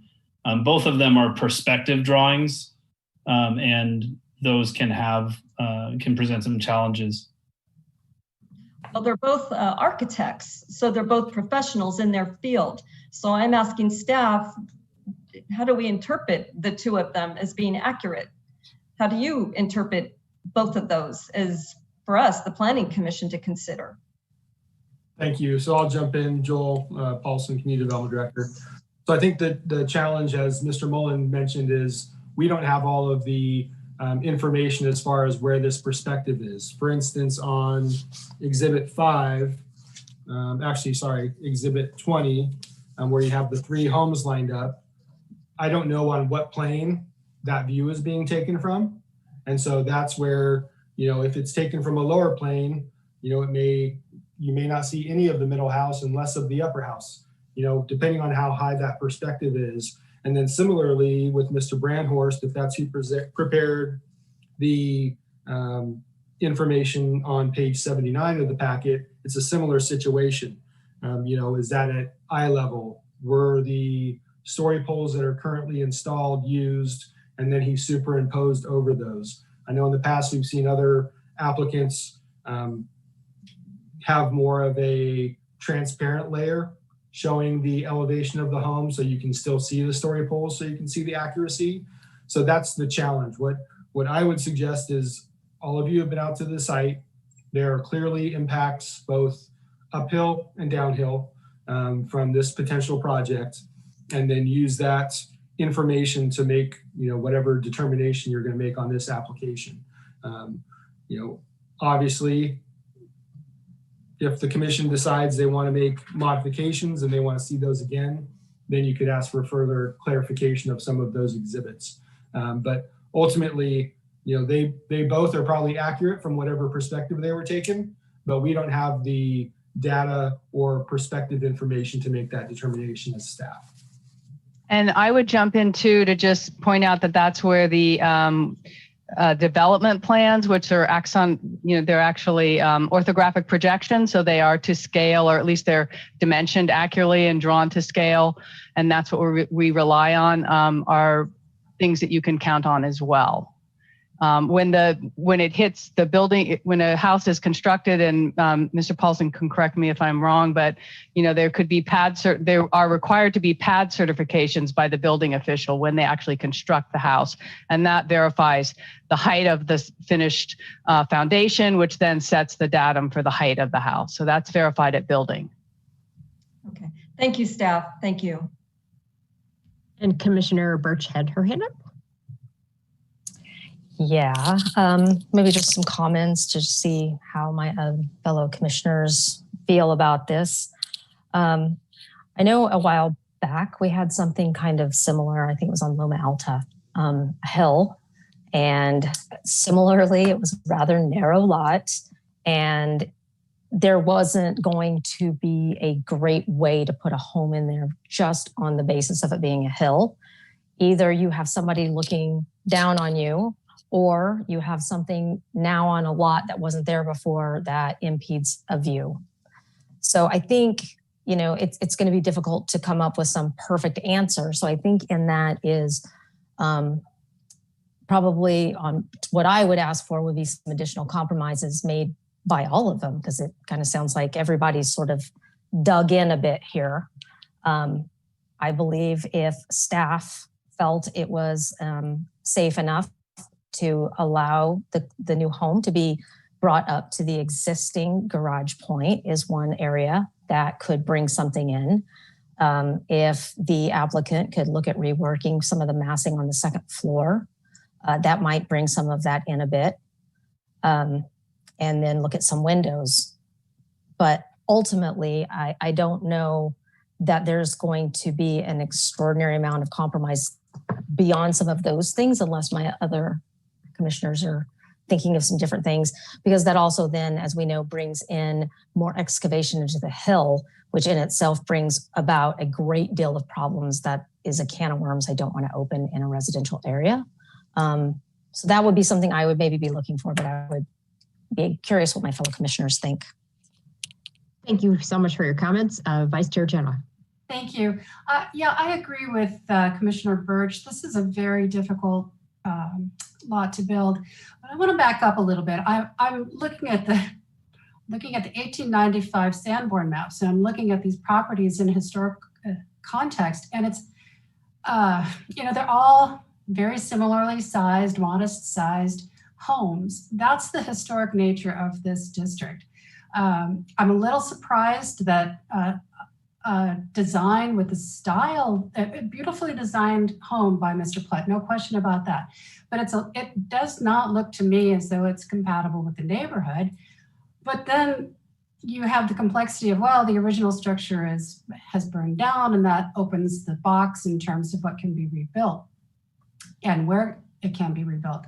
So I think we're on the right path in terms of asking the applicant to go back and shift the house forward, as we've discussed, lower the height. If that lowers it a foot and a half, and lowering the ridge line at the master bedroom lowers it an additional 2 feet, you've got 3 feet of height reduction. That sounds like it's a good thing for both neighbors. But when you look at the house, when you stand under the story poles and you look at the houses on either side, one entire house is completely blocked now from view with the mass of the back part of the house. And the other house is has completely lost its privacy. It seems to me that shifting it, even if you gain only half of that view for the upper neighbor and half of the privacy for the lower neighbor, you reach some area of compromise that makes better sense for the neighbors and perhaps better sense for the neighborhood. As to the variance that might be required for keeping the house in the existing location, it's been there since 1895. So, as far as safety, I'm not sure that you could argue it's an unsafe situation. We've seen those too, where we've got historic properties in non-conforming locations, and we've agreed that there isn't a safety issue. So, I would absolutely be in favor of the direction that Commissioner Birch is going with those recommendations.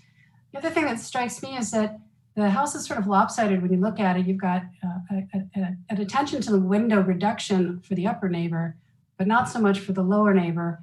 And it just makes the house read as though the front of the house is the east elevation that faces the backyard of 93 Broadway. That just seems odd to me. It tells me that the living or the use of the house is going to be oriented to that. That tells me that privacy is going to be a continuing issue. I would be in favor of having the applicant come back with a rethought design. Thank you for your comments, Vice Chair Janoff. Commissioner Hudis. Yeah, thank you. I think that Commissioner Janoff and Commissioner Birch have made some points about how to come up with something that would improve for everyone involved. I would just also point out that if that means shortening the driveway, this is an area where I think it would be okay to do that because of the very, very low traffic volume. As you go further on Broadway, it becomes, really tiny. And so if there's any place that could accommodate a shortened driveway, I think that would be there. So I think those are good ideas, and I think that the compromise might improve things all the way around. Thank you, Commissioner Hudis. Do any other commissioners have comments? I will jump in and just say I would echo all the comments that were made, especially by Commissioner Birch and Janoff, and I appreciate Commissioner Hudis's perspective, especially from being on the Historic Preservation Committee. I had asked the question earlier in the hearing.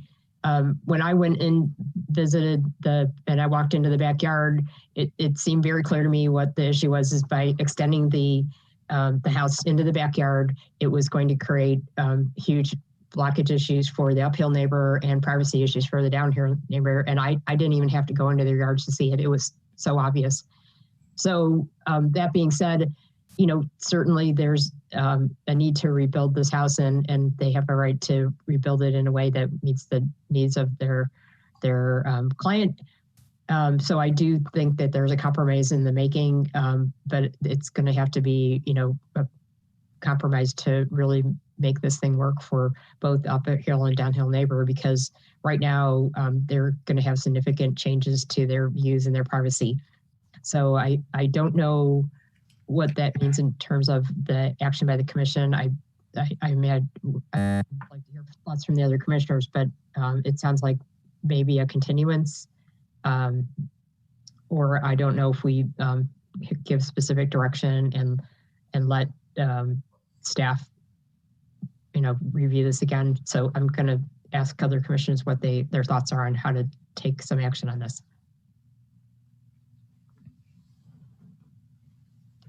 Commissioner Badami.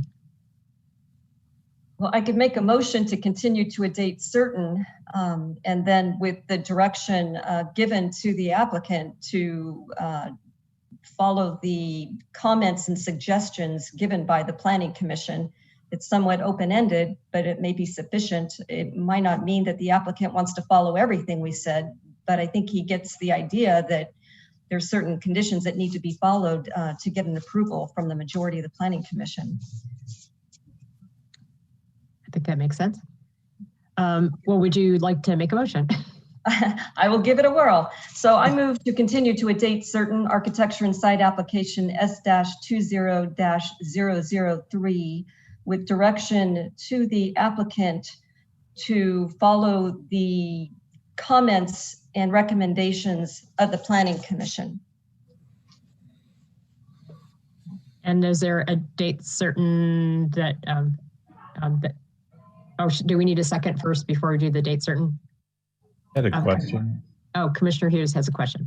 Okay. I just, from staff or town attorney, we're dealing with an appeal here. And so would that type of motion work for an appeal? Yes, it would. It's the 56 days that's in our code is when you have to start the hearing. So certainly you're able to continue it.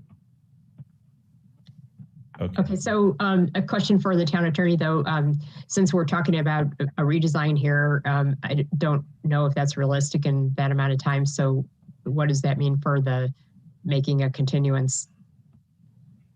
Whichever date that the applicant would need to submit the information is really what we usually do, you know, and Joel might have some dates also that are conflict with other items that we're bringing forward to you. But whatever date's available on the calendar and giving enough time to the applicant is fine.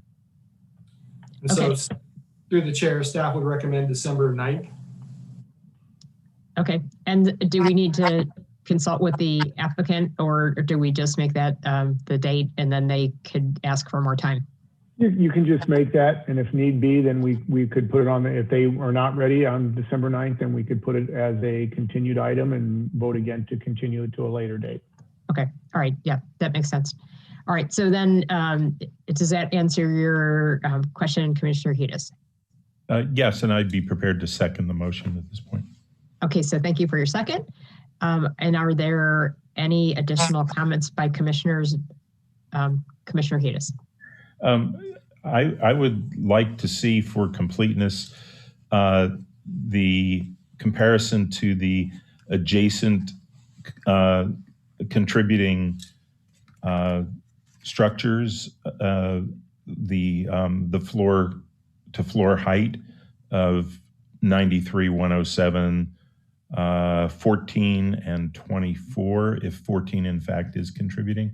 It's not part of the I'm not suggesting it be part of the motion, but it would be something that I think would be important since we're dealing with a replacement of a sensitive historic property in a historic district with certain requirements that should be met. Okay, so we'll consider that then part of the comments that go along with the motion, but not necessarily part of the motion, that we would like to see that when it comes back to us. Yes, thank you. Okay, that sounds great. Are there any other comments by commissioners before we take a vote? Chair Hansen? Yeah, yes. So I know there was direction to potentially try to lower the height of the garage to the finished floor that it currently is and or pull it forward. If we pull it forward and it's less than 18 feet, then the applicant will also have to apply for a variance application, as was mentioned.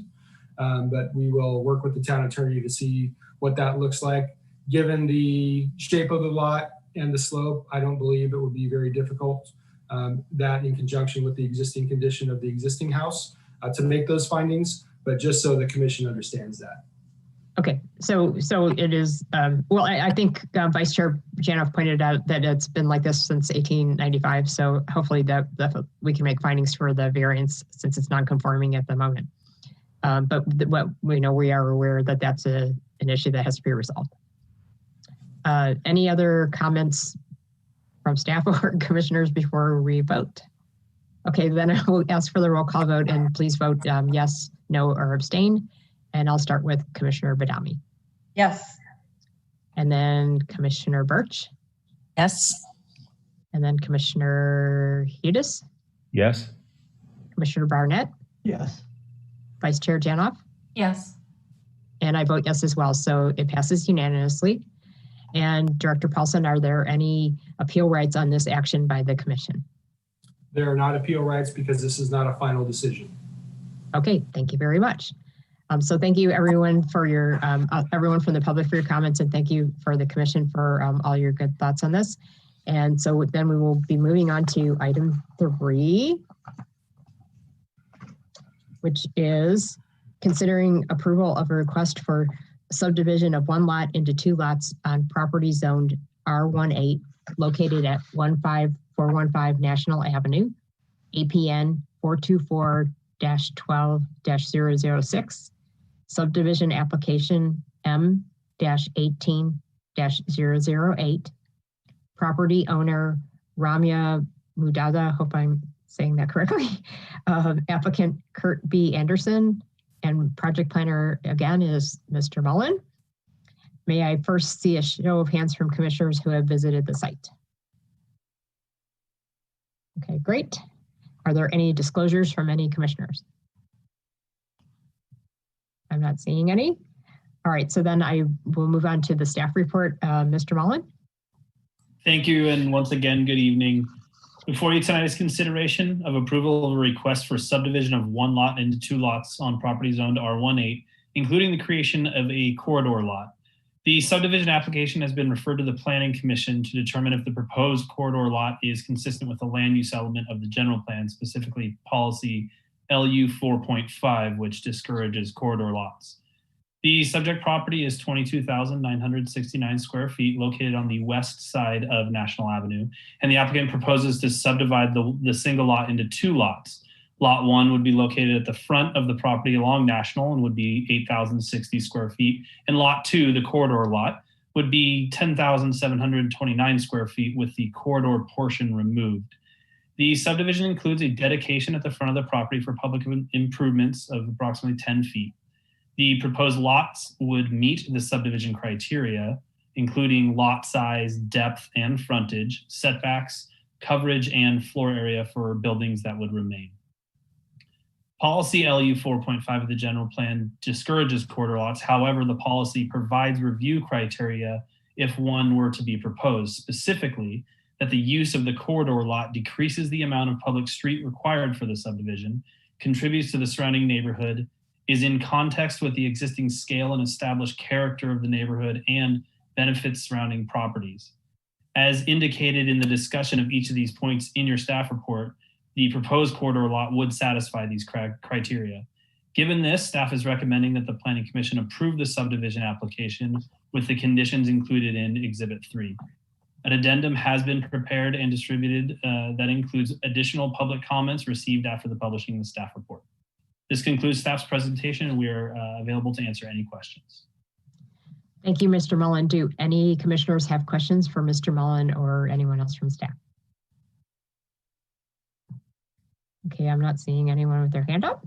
All right, so then we will move on to open up the public hearing and allow the applicant up to 5 minutes to address the commission on this application. I'm going to allow Mr. Anderson to talk. Mr. Anderson, you can unmute yourself and you have 5 minutes. Good evening, everybody. Hopefully this will be a little shorter than your last item. There's a lot less documents to review anyway. So first off, I'd like to extend our appreciation to staff who worked really very diligent with us through this whole process. Help us prepare the information, write the letters of justification. We met with the neighborhood, and in the last, just in your packet, you'll see we had a letter from the Leslie Court adjacent property owners, and through Sean's quick response and him sharing the information, I think we pretty much have pointed out to staff that their concerns were unfounded. And I think you can see that in the staff report as well. So we're excited about getting this in front of the commission. We're looking for, obviously, for a vote of approval. There's some great community benefits from this. We get improvements on National that are currently not there.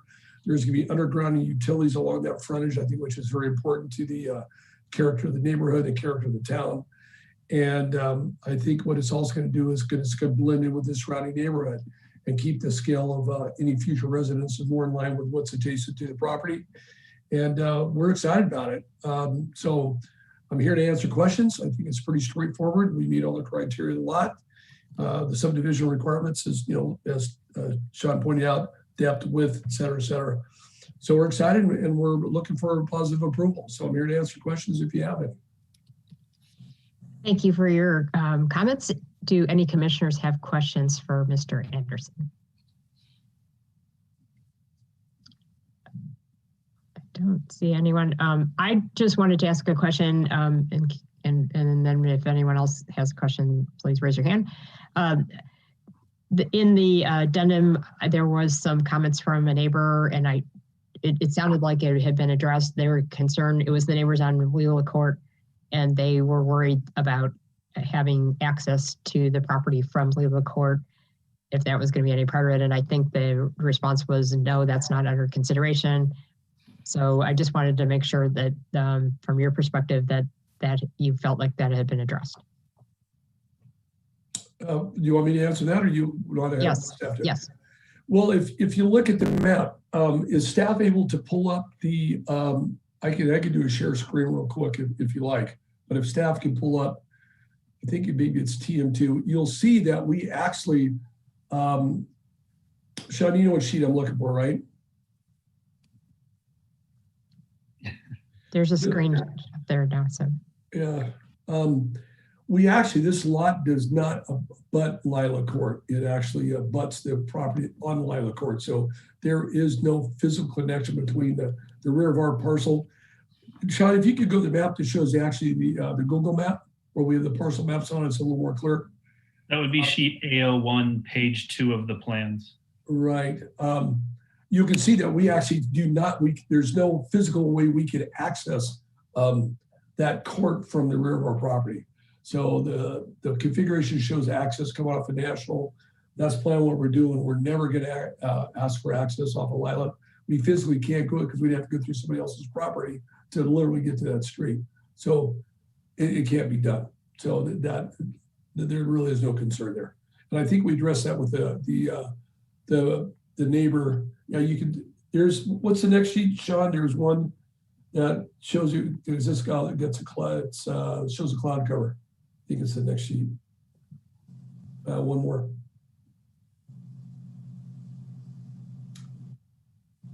Keep going. Go. I think it's in the symbol sheets actually.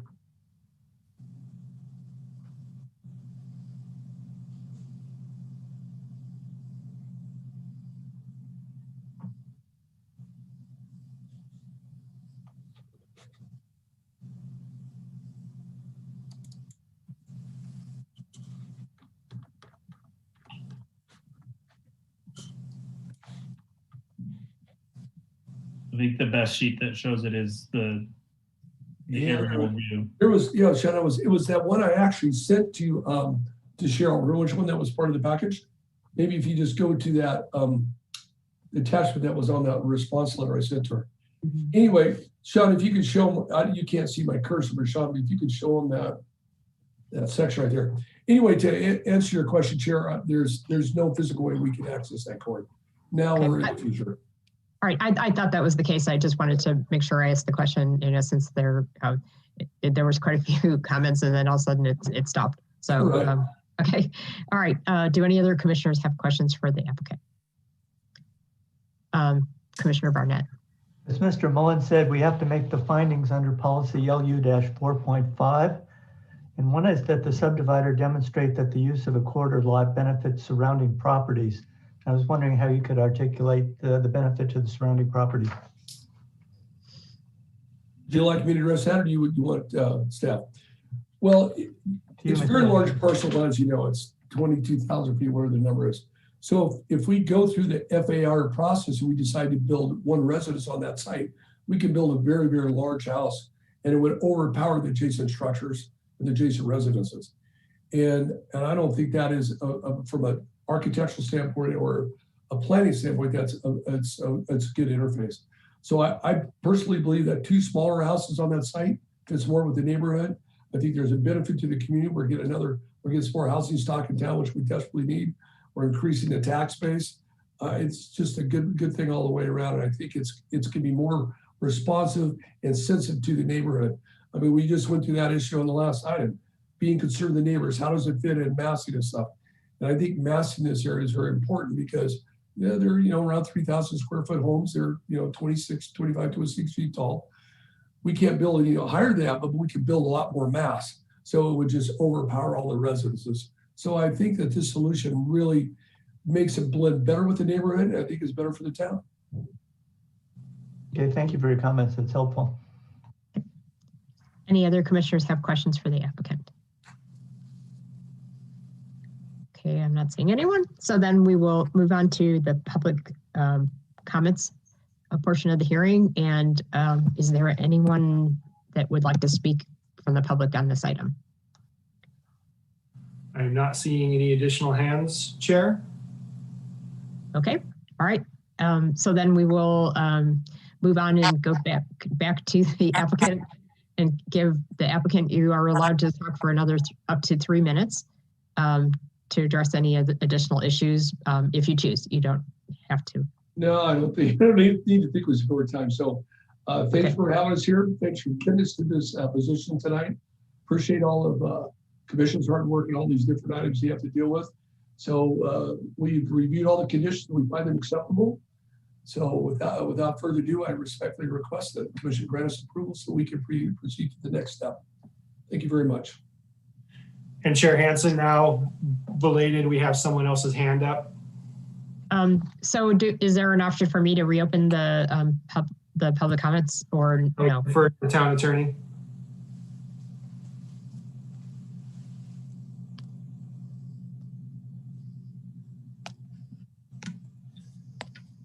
Yes, you certainly can if you need to. Well, I would prefer if there's members of the public that did want to speak and they just didn't jump on it quickly enough that we give them the opportunity. So so as long as it's allowed, I will allow it. And then will we need to give the applicant a chance to respond? Okay, again. Okay. Yes. Let's do that. So go ahead.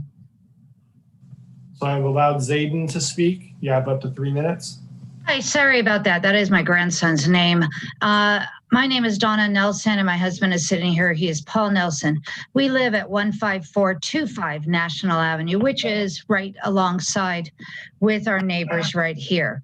You know, I am not against the corridor, as they call it now, a flag lot. But it was brought to my attention when I had talked about it at the planning department that it was frowned upon. I mean, if we get this approved, that's not a problem for my household where my husband was born and raised in all his life. But now I'm having a flag lot on my left side of me, and then I'll have another flag lot on the right side of me. So is it being allowed now in our town of Los Gatos for these flag lots? That's just kind of a curious question I have because I actually met with Mr. Anderson back in 2018 when they first discussed this and about this when they bought that property. We had a little meeting at the house there. I think my biggest concern is down the line. I think this meeting right now is only, are you allowing the corridor or not allowing it? Is that correct to my understanding? So the way that we are allowed to address public comments in a meeting like this is we're not able to directly answer your question, but it might be possible it is possible for the applicant to answer your question when they do their comments, and also after I close the public hearing, when we're making our comments, that most likely will be a topic of discussion in terms of considering this item. So I hope that answers your question for the moment. To know that we can't specifically answer your question. Just say that we're for the corridor. Okay. So all right. All right. So, but thank you for your comments. Being a part of the neighborhood, we really value them. So, are there any commissioners that had questions for the speaker? Okay, I'm not seeing. Let me just make sure. I'm not seeing anyone with their hands raised. So then I will go back and offer the applicant a chance to respond to the comment. and then we will move on to deliberations. Thank you, Madam Chair. And yes, we did meet with the neighbors back when we started this whole process. So they've been pretty much aware of this for as the time period we work on. And the lady that was speaking, they do own the property next door. And you heard her husband say at the minute that they're in support of it. And I think what their concern is, their lot is also large enough to support a corner lot. And they would like to do the same thing in the future. Access off of National, none off of Lila. But they want to know what their potential is. And my response was, well, we don't know until we go through this approval process, what the town's position is going to be. So our request is, again, is to get the subdivision approved for the two lots with the corner lot so we can move forward. So I think that's the only way I can answer, because I don't have the answers, because we don't know what the commission is going to do yet. All right. Well, thank you. And then I think that ends the public hearing portion of this hearing. And so we will go ahead and close the public hearing and then move on and ask if commissioners have any comments or questions for staff or would like to make a motion.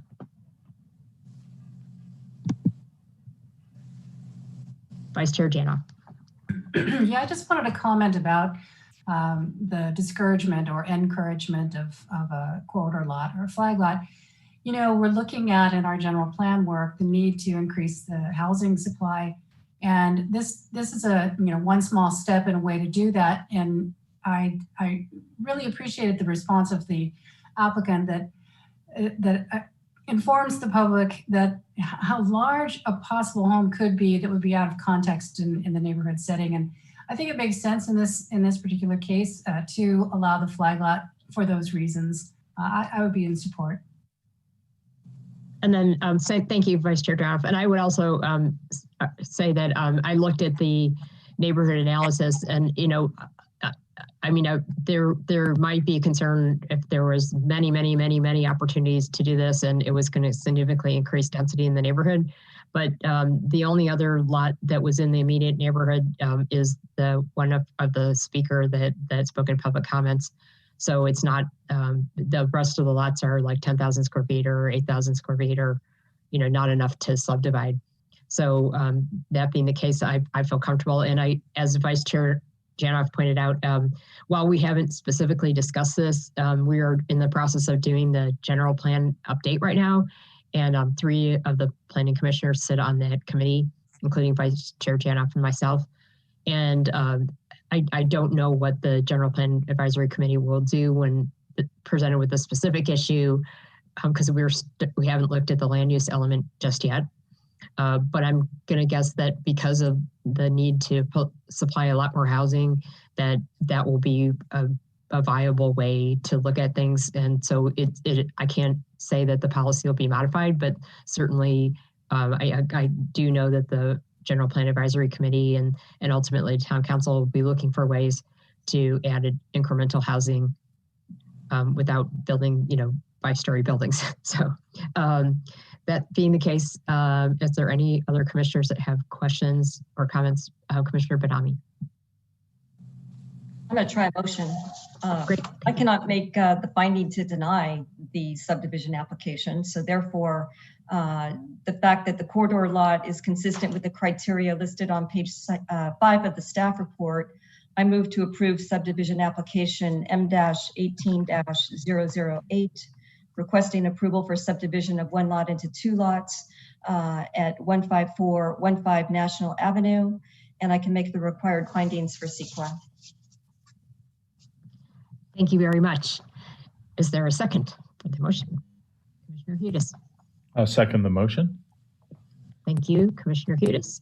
And are there any additional comments or questions from commissioners before we take the vote? Let's make sure I didn't miss anyone. Commissioner Barnett. Yeah, I have a friendly amendment suggestion, which is that we also include the findings pursuant to LU 4.5, which was earlier discussed. I will include that in my motion. And is that okay with the seconder as well? Yes, it is. Okay, great.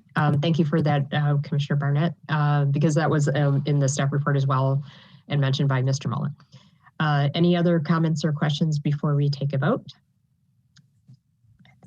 good. Okay, Commissioner Badami. Yes. Commissioner Birch. Yes.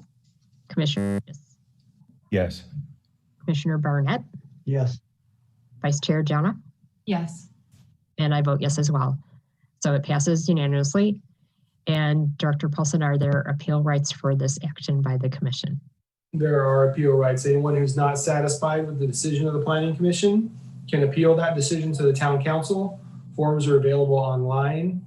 There is a fee for filing the appeal, and the appeal must be filed within 10 days. Okay.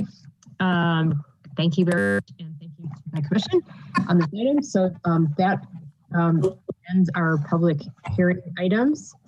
And so then we will move on to the report from the Director of Community Development. Thank you, Chair Hansen. The Town Council recently met and they did the second reading for the modifications to the zoning ordinance for lighting and BMP regulations. They also introduced the revisions, or actually they didn't introduce, they adopted the revisions to the Hillside Development Standards and Guidelines regarding visibility analysis. And they also denied the appeal of the Planning Commission's decision denying the North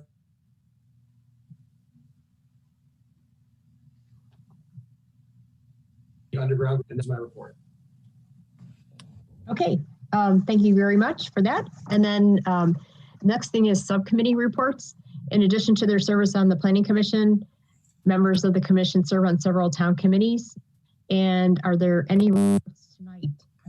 The subcommittees are the Conceptual Development Advisory Committee, Historic Preservation, and General Plan Advisory. See Commissioner Gatos with his hand up. Commissioner Gatos. Yeah, Historic Preservation met earlier today. There was a request to remove pre-1941 property at 15 Ellenwood. That request was denied.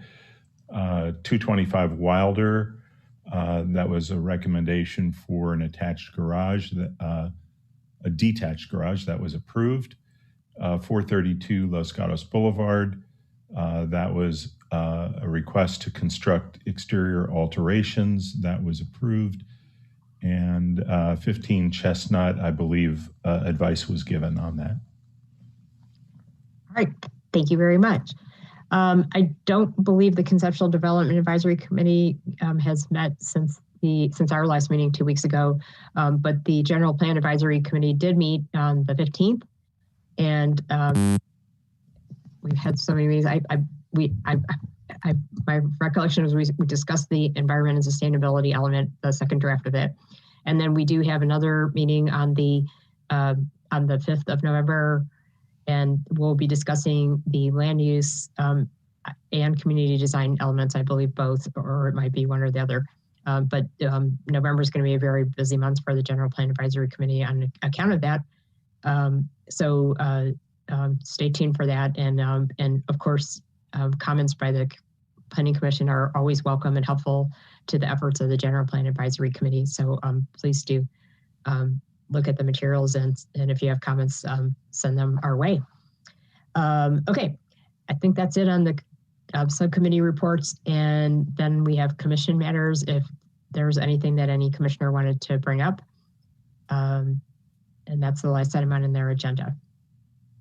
Okay, I don't see anything from the commissioners, so then I will thank you all very much for your participation, and then we will, I believe our next meeting is scheduled for the second Wednesday in November.